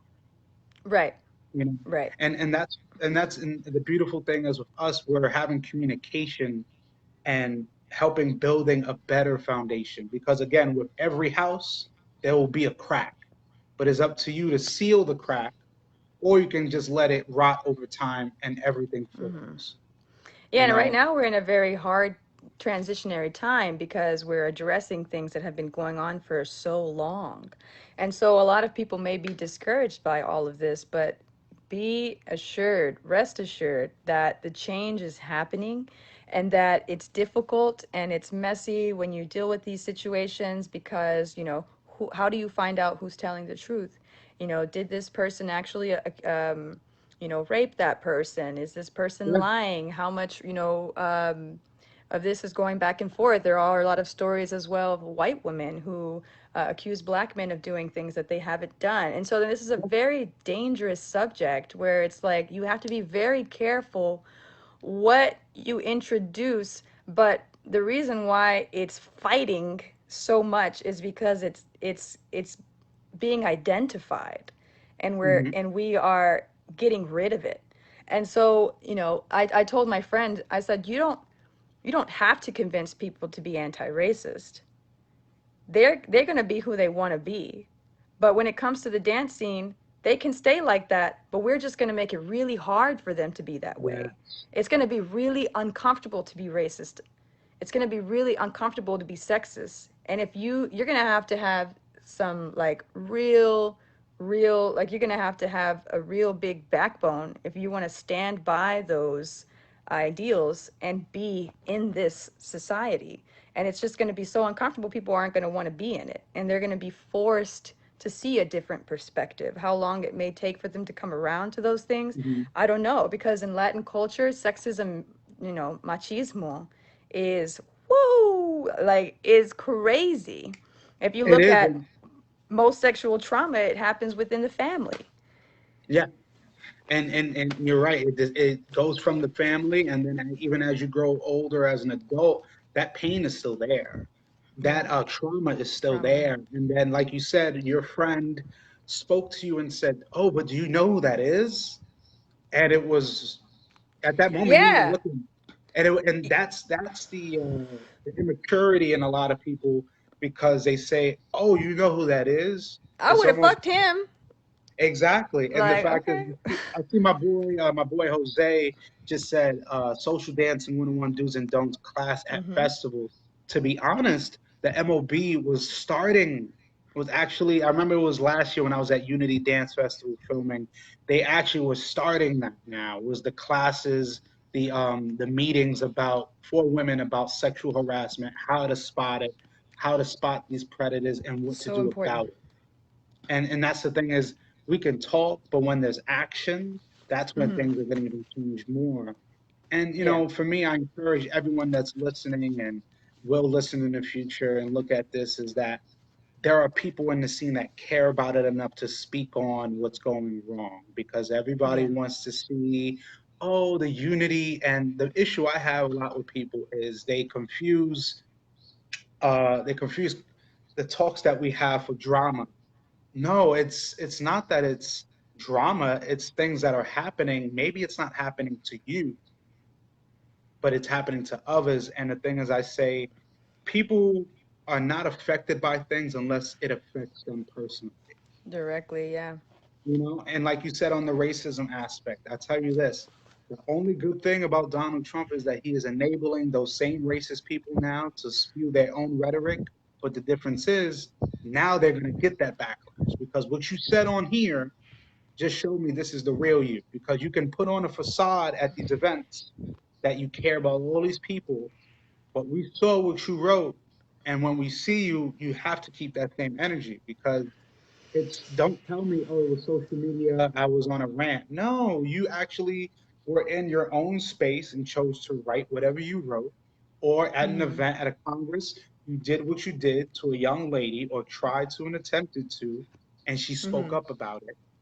And now the backlash comes because of your actions, not of her actions. She was able to speak her mind and speak her trauma. And the fact Mm. is, it takes two. It's the biggest thing too is a lot of women feel nervous to speak up because of the popularity of the person they're involved in a situation with, because That's he my hesitancy in saying the guy's name because I know if I say his name, all of you guys are gonna know who he is. You're gonna know he was in a relationship. I'm gonna get DMs. I actually posted a status maybe like a year after it happened when the Me Too movement was going around, yeah, and I had a few guys tell me that I wanted it. Whatever, you probably liked it, and I was just like, man, this is a really big. That's like the equivalence of somebody getting on a Black Lives Matter movement and just saying something blatantly racist. But because absolutely. sexism isn't the focus, and it's not as sexism, I would argue, is older than racism.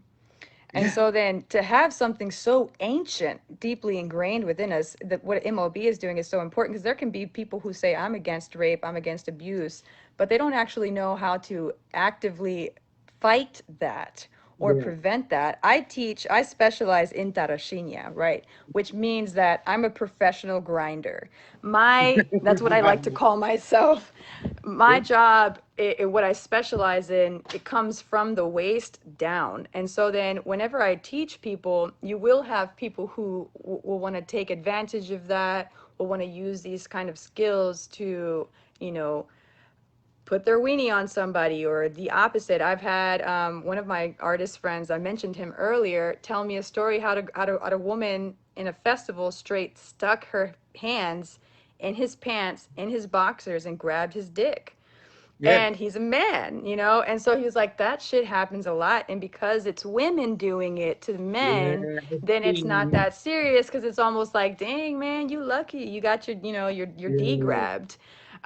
So I think it comes down to, don't touch anybody, don't do yeah, something to anybody. Even if you feel like somebody is giving you vibes, allow that person to express, because when I'm dancing, I don't care how old, ugly, whatever, you can even have stank breath. And if I'm yeah, vibing with the song, I'm dancing. I'm not dancing for yeah. you. I'm dancing for me, and we're doing it together. And so then this big smile on Exactly. my face probably isn't for you. It's Exactly. probably for me. And Yeah. so don't confuse this joy, this bliss, with me being like, take me to your room now and devour me. This is what I want. And no, don't assume that that's what it is. Don't assume that a festival is some sex fest. Some people will do that, No, of but course, of course. I definitely agree, because I've been at those festivals that you got those people that are down to do whatever and have a good time. I'm sorry to cut this off too. I saw my boy Rocky from Chicago. This kind of a sidetrack. This gentleman here, he is from Chicago and had one of the most amazing groups I've ever seen, called Gifted Souls, that had over 50 plus members. And what I loved about groups like him was that it was the real a family oriented group of amazing dancers that all had their own personalities, and these were the strong people I aspired to be.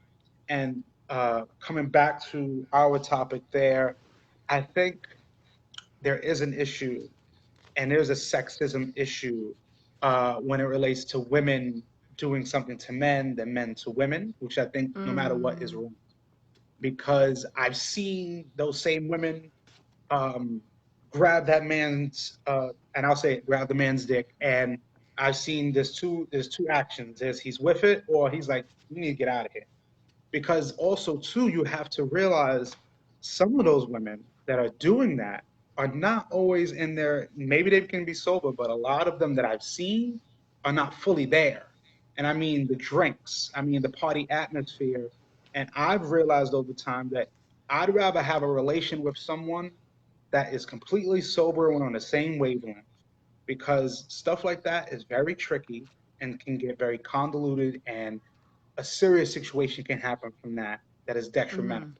For me, I just think people need to respect people's space. I get it. You can go to a festival, and if people are vibing and people have that connection, and if both of them are on the same wavelength, great.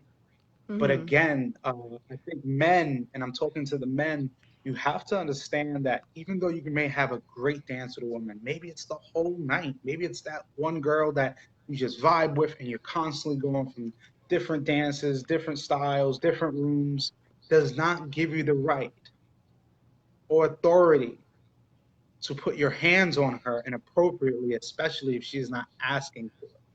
It's different if you guys are on the same page, but you have to be respectful, because you don't use the alcohol or don't use that one or few dances as an excuse, because that is going to get you in trouble. And more now more than ever, for me, I could care less if you travel the world. If you are a scumbag or if you are a predator, I will tell you. I will say it too. I will let other people know, because it's about helping the scene. You know, people cannot use the excuses of he wanted it or she wanted it. No, who's to you to tell? Who's I telling thought, you? You know, yeah, I mean, and the sexism goes beyond sexual harassment too. It goes not giving the same respect to female DJs, not yes, giving the same respect to female artists that are solo, like me, for example. Respect to event organizers, or not feeling like a woman can take that lead position. And that's something that is not only in the dance community, but I mean, it's in the workforce. It's just like yeah, the Black Lives Matter movement. It's a social, economic, and political problem. Most men are in politics. Most men are the richest on top. Most men are the ones who, own all of the information. And so then that is changing. But that same energy that you guys have towards this anti racism is going to be the same energy that we're going to have towards anti-sexism. So all these things that some people might be posting, don't be surprised if the screenshots start coming out where people are like, yo, this person did that, this person did that. I have yeah, friends who idolize artists, and will say, I'm sure that the guy thought I knew who he was. And that's probably yeah, why he thought that he could kiss me and that I would allow him to. I didn't know who he was. And sometimes I yeah, wonder, had I known who he was, would it have impacted my reaction? Would, instead of me feeling offended, would I have felt kind of honored? And these are thoughts where I go, man, the psychology is a very, very delicate thing. The way that the human mind functions and the way that validation functions. A lot of yeah, us want validation from the people that we idolize, and so we don't want to disappoint them, yeah, which is why a lot of people won't dance with their favorite artists because they terrify them. They're like, well, shit, what if I mess up? Then yeah, you'll always remember me as the one who messed up during the dance because I couldn't do the saída properly, and so like I said in my live video, we just are more popular because we move our bodies better than you. yeah, Some of my students are, smart beyond my years, and I could start school now and never end, and they're still smarter than me. Like, never ever underestimate who is standing in your class, taking your classes, giving you their money, giving you their time. Literally, yeah, the only reason why you are an icon to them or even popular to them is because you can do this with your arm and do this with your body, and you can follow rhythm, and you tell them how to step. But the person that you are, the individual energy that you bring, is much more. One of my students she was coming to my class and she really wasn't making a lot of progress. Mm, And she would spend so much money and so much time, and she was always there. And one day, I remember um, she was crying, and I went up to her and I asked her. I said, "What's wrong?" And she said, "Today's the 1 year anniversary. My daughter committed suicide." And I mm, was like, "Wow!" She was in my class. She came to class, and I was like, "Wow!" I'm sitting there hugging her, loving on her, and she says to me, she says, "That's why I come here, because you remind me of her." And that's the mm, first time I realized that I was more than an instructor. I was more than somebody mm. standing up here teaching people how to step this way, how to move their body this way. There are people who are counting on me in ways that go beyond dance and musicality. Yes. And I think that that's super important for us to remember. No, it's true. And that for me, it's not so much the definition of a teacher, but a definition of a leader. Because people I've noticed in this dance scene, I've seen many different couple groups come and go. And I've noticed that the ones that aren't sticking around anymore is because their message becomes lost. They don't really have a message. It's just we've had some great routines, or my moves look great for this time period, and people love it. When it comes to those uh, those men that a lot of women are trying to protect, it actually derives from the household, because what happens is a lot of the women are taught, um, don't say anything, because we don't want our men, especially our men of color, to get in trouble. Because when they get in trouble, they're away from our families. But when it comes to the dance scene, that I understand what people were taught when you were younger, but this isn't the past anymore. People are speaking up and speaking out. There is no room for injustice. There is no room for racism or sexism or colorism. These Kizomba dancers that were really the forefront, and the people that really deserve the honor and the praise need that. I've seen so many Kizomba couples now. It's like I don't know who's who, but to hear and speak to Yeah. you and to understand the knowledge of Kizomba from the basis of it, like you said, if there's stuff that you might need to be corrected, it's understandable. And that's what I love, because, like you said, you might not have all the answers, but I can hear from you that you know you have knowledge and you were taught how this scene came about. Because so many people are just, oh, I was taught by this person, but can you give me some historical background? That's what I want to do. I want to become an historian. And I want, again, these women to understand, no matter what event you're at, no matter if this gentleman or whoever it is a professional dancer, he could be the headline on the flyer. Does not give them the right to treat you inappropriately. And again, the best thing you can do is when you see it happen, you say something. Do not Yeah. be afraid, because there are people here like me and yourself that are there, and you're not alone. You don't have to feel nervous about what's going to happen if I say something. If you say something, Yeah. things can change. But Yeah. don't be afraid, because you didn't say anything, that, oh, I did something wrong, because you didn't. Yeah. For me, I know when you talked about the gentleman that you said you saw, I have a feeling who you're talking about. Mind you, I never went to ADC, but I know a lot of dancers, and I've had a lot of conversations with dancers. And for me, the difference is they know I'm very upfront, and I'm very not harsh, I'm very upfront. I'm very honest with you. If I don't like something, I'm gonna say something. I don't care how long you've been dancing, it means nothing to me. Because at the Yeah. end of the day, we all know that in this dance scene, when it comes outside of dance, nobody really knows. We're just probably the person that works at this job. We're the person that has to put food on the table. Dance is people's a part of people's life, but is not their life forever. You know, there is a time you Word. step away from the dance, and understand that in this team, we do not make hundreds of thousands of dollars. If it was that, everybody would be doing it or try to do it. We have to understand that our community, as big as it is very small. And we have to protect the people and no longer give excuses to these predators and these people that are in it for the wrong reasons. Because I know a lot of men, I've seen a lot of men that I can just watch when I'm social dancing, and I'm a very observant person, and I'm just seeing like this guy really is not interested in the dance. He's Mm, interested in something more, but that girl is not on the same wavelength. She just wants to dance and move on. And I'm yeah. glad that we were able, yeah, and I'm really happy that we're able to discuss stuff like this because it doesn't matter if it's bachata, kizomba, salsa, whatever. What's wrong is wrong, and people need Mm, to step out and speak up. And it doesn't give people a right because it's kizomba, if it's tarashina, if it's semba, no matter what. The closeness of it and the connection doesn't give you a right to act inappropriately.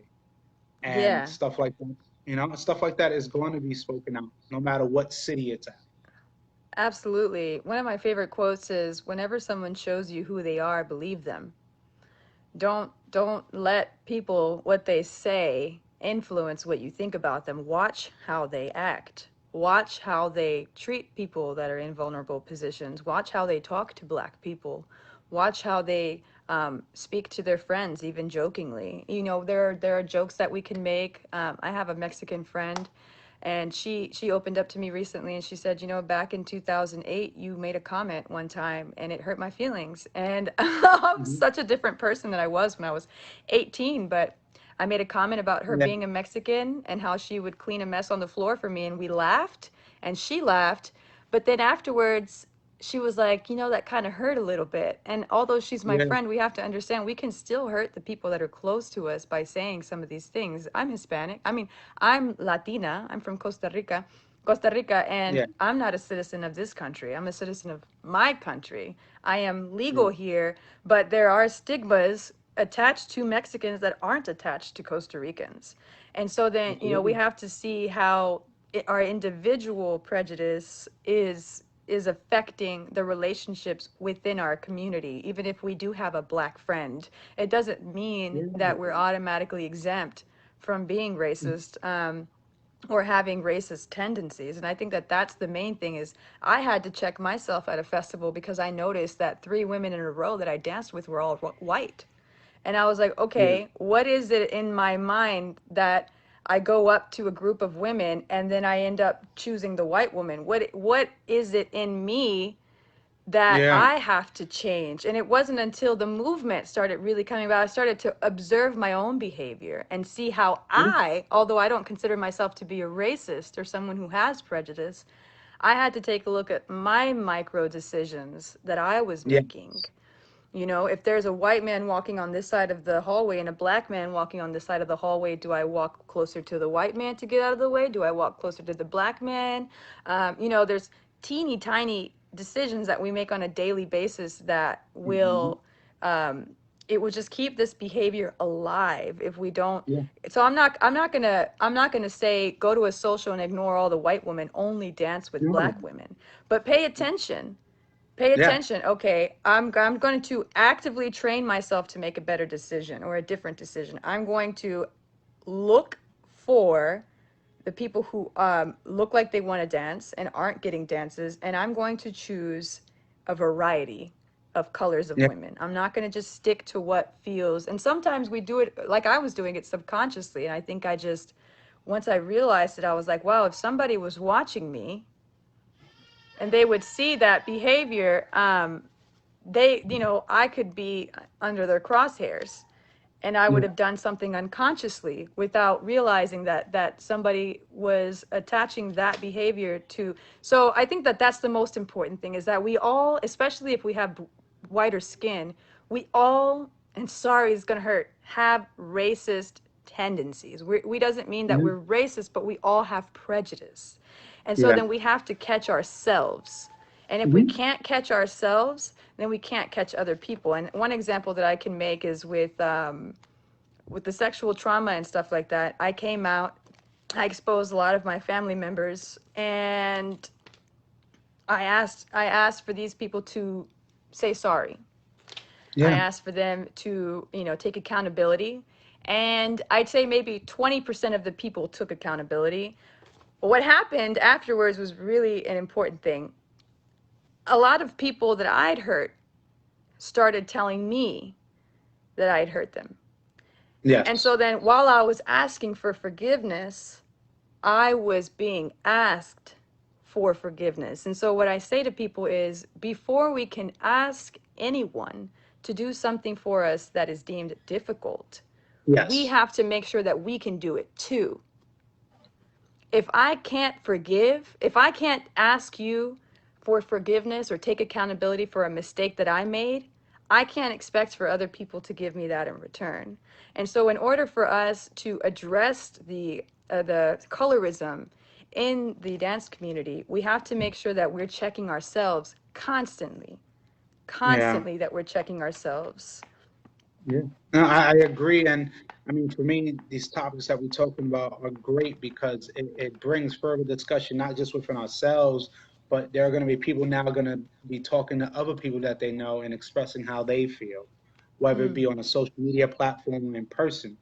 And what I'm, my big issue, one of my issues I always had was the object of when women performed on stage that they always had to have straight hair. That was always a issue for me because there's women like Alemana, actually like Angelica Ansel from Florida, a person I know, and a lot of other women, that these women are purely the representation of our culture, not like people from Puerto Rico or different parts in Latin America. So, um, not every woman is a certain color. Not every woman is a certain has a certain hair texture. And I think Mm-hmm. what got really messed up was you would see so many events that the women always had to have their hair straight, always had to look a certain way. But I think as of recent years, that line has been broken. That line has been Mm-hmm. cut because people are more accepting of their bodies, more accepting of their color, more accepting of their hair, Yes. and just like me and you right now, you have your hair in some curls. It's not straight like you're in an interview. You're yourself, rather than trying to put up a front of I have to look like this because this is the representation, which isn't Mm-hmm. true. You were born this way. This is how you are, and I'm happy to see that more women are becoming more accepting of themselves and not allowing these promoters or organizers or their teachers to tell them what they should look like. And Yes. the discussions we're having, and mind you, most people wouldn't expect a man to be talking to a woman about how he loves how much women are being accepted, and this is how it is. I love our scene. Our scene is primarily women. Of course, there's a lot of men, but people also realize when you're on a stage, most of the time they're looking at the woman. If men didn't get that yet, believe it or not, you may be on the flyer, but they're not really looking for you. Mm-hmm. The audience loves the women on stage just as well as they love the men. But I'm loving that more women who are in our scene and performing and traveling are really showing their true selves. They're not putting up a facade and conforming to what they think they should look like. And like Yeah, you and the said, Kizomba scene. Go ahead. no, no, no. Sorry. Just more or less, like you said, if we were actually going to Kizomba scene, that's what I'm seeing more now is the inclusivity. Like people are really, even though you still have some like signs of colorism, I'm slowly seeing with the visuals I see there are a lot more now black couples, or there are a lot more couples that you can tell they know what they appreciate the culture rather than Mm-hmm. just make money off of it. They appreciate it. I love people like Audie MPK and Paulita from Texas. I've seen them and they're amazing. Like I've just watched their classes when I was at Dallas Bachata Festival, and I'm like, these people are great for the culture because they're doing a justice rather than an injustice. Yes, and the Kizomba scene, I'm seeing it more, and I don't have a lot of knowledge, so correct me if I'm wrong, but I see more and more people in the Kizomba scene, women of color, women of all shapes, most importantly, women who will go to a festival and will do a show, and they're shaped unlike what other people would deem um, beautiful or like Yes. acceptable. This person did, her shape, she shouldn't be wearing that type of dress. She shouldn't be wearing spanky pants where you can see her butt and her cellulite. She should be wearing something a little bit more fitting to her figure. This isn't Yeah. happening as much in the Kizomba scene. We are getting a lot of pressure from Europe, from Paris most Hmm. especially.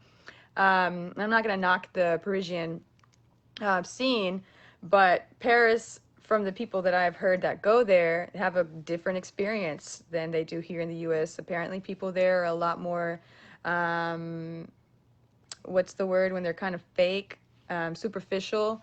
Yeah. A lot of the women say that like if you're not white and skinny and like wearing heels and like down to fuck, then you're not as like popular, like people won't dance with Yeah. you even if you're a good dancer. So it's like the women, the black skilled woman that is shaped a little differently won't get the dance compared to the unskilled skinny white woman. Yeah. And that woman will get the dance with the better dancer, the guy, because it's more, it's also the culture there is more straightforward. They're Yeah. not roundabout the way that they are here. And that's one of the things that they say, you're so American whenever people are trying to save people's feelings and tiptoe around the truth. Over there they're Yeah. just blunt. And one of the things that one of the artists that we spoke about got backlash for was that he was attempting to bring some of that culture here with the style. He was like, we got to stop wearing Vans. We got to stop wearing tights and t-shirts to festivals or events. Like we should dress up. And a lot of people were in agreement. And then others were like, nah, we're different. We're different from Europe. We're more chill. We're laid back. The attitude that we have, like so many people have different reasons why they go to events. People don't want to worry about their outfit. People don't want to Yeah. worry about their hair, their nails, their style, because that's not what dance is about. And so the more and more you sensationalize this, style or this particular box that people are supposed to fit in order to be accepted in the dance scene, you got to be skinny, you got to be white, you got to have straight hair, you got to wear heels, you got to be in a dress. You take more and more and more from the spirit of what dance is. And you Yeah. take more and more and more of that heart, and then you end up distorting it, and people don't want anything to do with it anymore. I know a lot of people that Yeah. love dance and they cry to me and they say I want to be there, but the scene is just brutal. And Yeah. the urban kids scene, there's a lot. I've heard this from a city in Texas where they have the best urban kids in that city. And some of the dancers from there will contact me and say, I don't want to dance there anymore because I feel like every time I dance, it's like my partner is counting how many times I mess up. It's like a competition of who can follow lighter and Yeah. who can mess up least. And it's like Yeah. people aren't dancing like they used to. And although that was a frustration of mine in Austin, where I couldn't get them to be one thing or the other, I couldn't get them to be like really authentic and I couldn't get them to be Hmm. really urban. They were always kind of like in between, but we never Yeah. had that problem. People dressed how they wanted. People behaved the way they wanted, and everyone was respectful. Of course, every scene has drama, but Yeah. the last thing that I want is for people to feel like, damn, I don't have enough money to buy a new outfit. I wore this dress at the last festival, and that's why there's uniforms in school, because the poorer Yeah. kids will get made fun of if they don't have a uniform because they don't have new clothes to wear Yeah. every single day. And so then that's why as instructors we have to keep that in mind. When you're throwing a festival and you have a theme, that can be helpful. Because like, okay, red carpet. All right, well I know that this is usually something that I wear at a red carpet. Um, but there's a balance. Also in Angolan culture, Angolan people really dress up. Hmm. My Africans friends, they call themselves bougie all the time. It's like so bougie. They dress up really, really, really nicely over Yeah. there, and the culture there is different, and so we do have to talk about those things. It's a part of a Yeah. cultural thing that when you go to a party in Angola, the person that's underdressed or not, taking it seriously will get some backlash for Yeah. not dressing more to the occasion. Hmm. And Martha said, this is totally true, was my experience in Europe, especially Paris. Yeah, Yeah. and see that's what you that's the perfect comment, because this is not just you and your opinion. Your opinion is also valid through someone else's experience, and Yeah. that's the thing is people have to understand more and more as we have these discussions.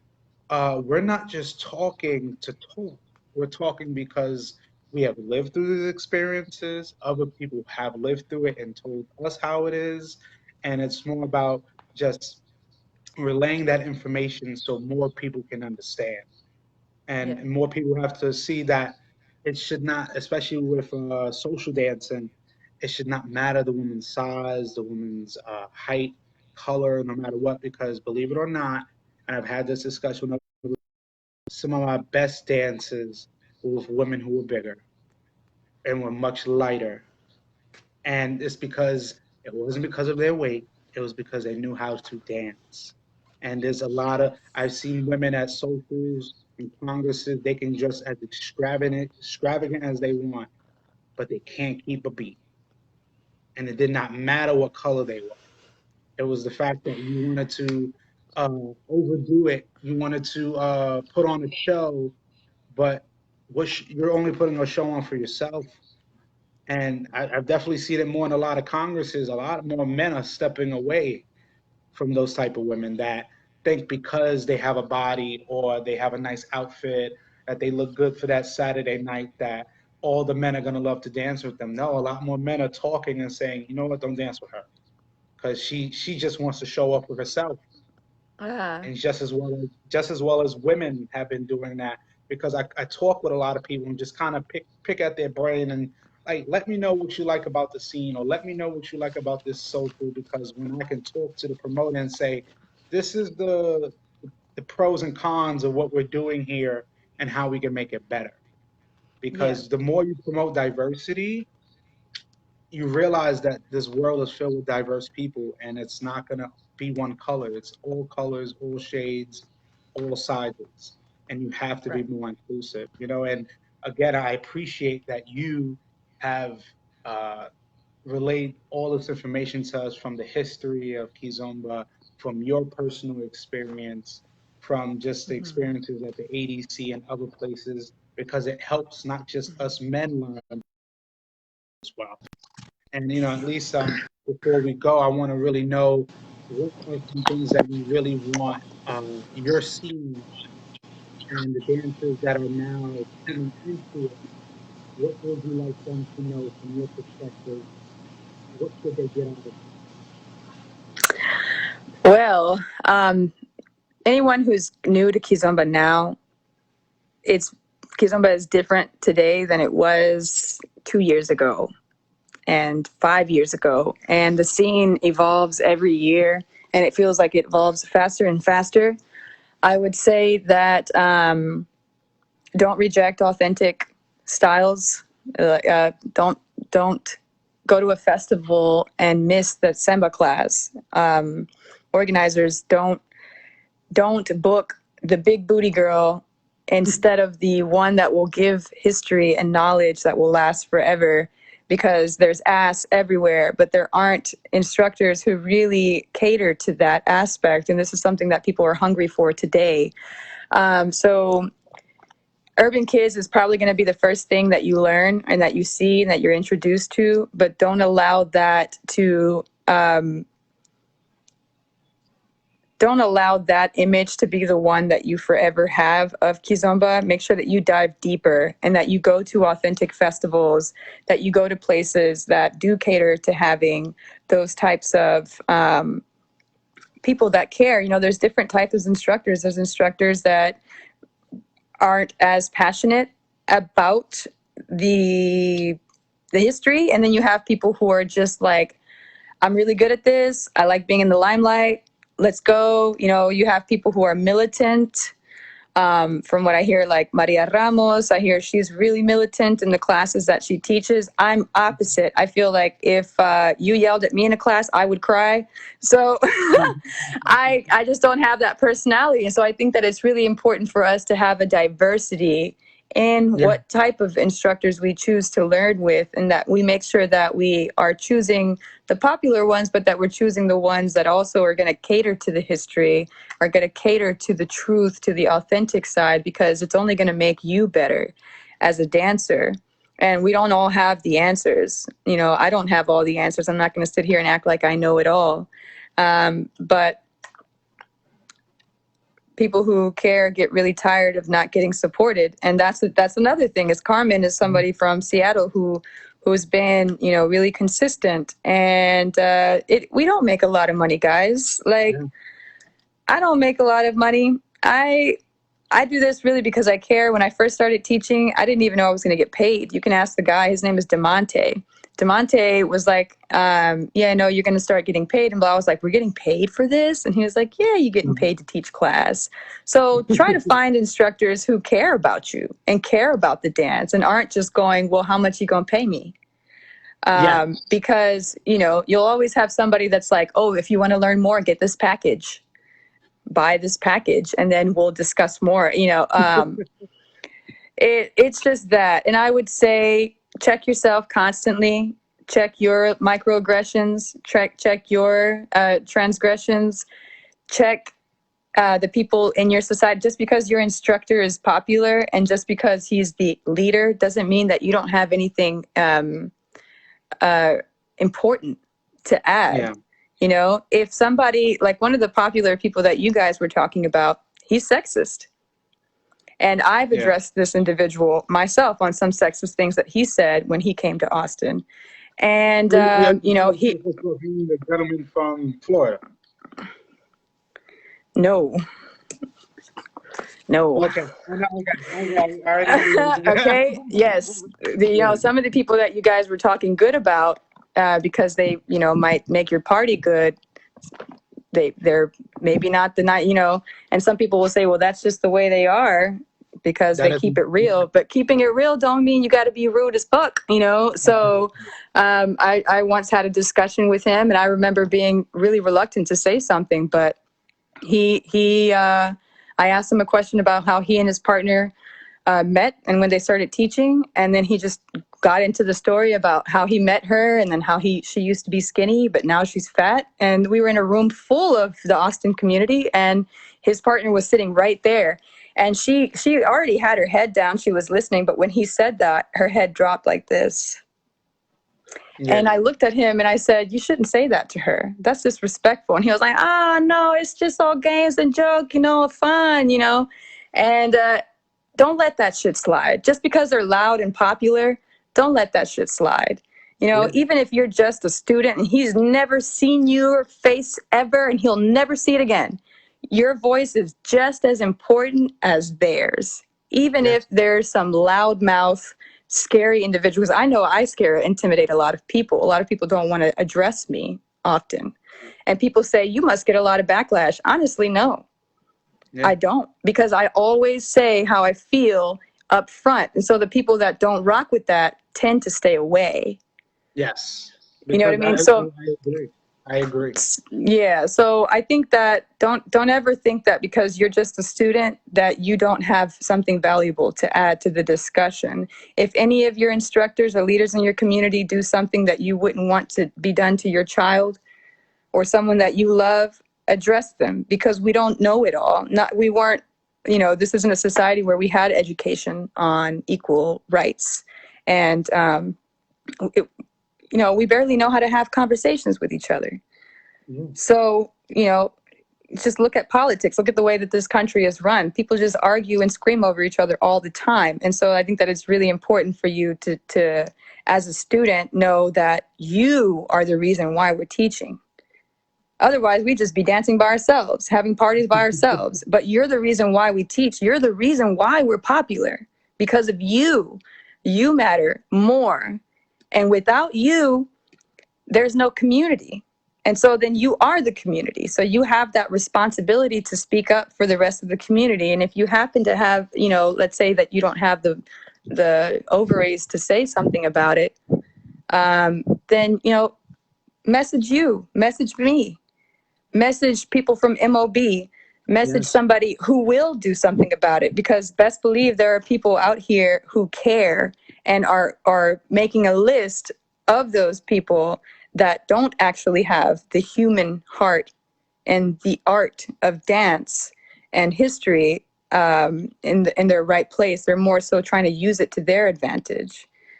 I'm out of the community now and before COVID due to sexism. Thanks for adding this topic to the discussion. I hope people support communities who support diversity and women of color in the dance scene. Amen. Yes. If they don't, that's a red flag. Exactly, and those are the people that should not be in our scene and that need to be called out because they're only harming it instead of helping. And for me, being able to talk to you was really inspiring because I know that there were women just like you, but to speak to someone like you, that was more inspiring. Because again, a lot of women, especially in our scene, have gone through a lot of situations on stage, on socials, in hotel rooms, and I'm glad more than ever more women are speaking up because it's a lot of the men that are really getting away with the activity that they do is because of the unspoken truths. And you Yeah. know, for me, I will constantly speak up for women. I'm sorry. I'm sorry. Oh, here's an echo. Here's an echo. I put my charger in, but I'm gonna take it out now. If my phone dies and the No worries. live, No that's why. No worries, but No you know, worries, but you know, um, hours? Has it really been 2 hours? oh my God.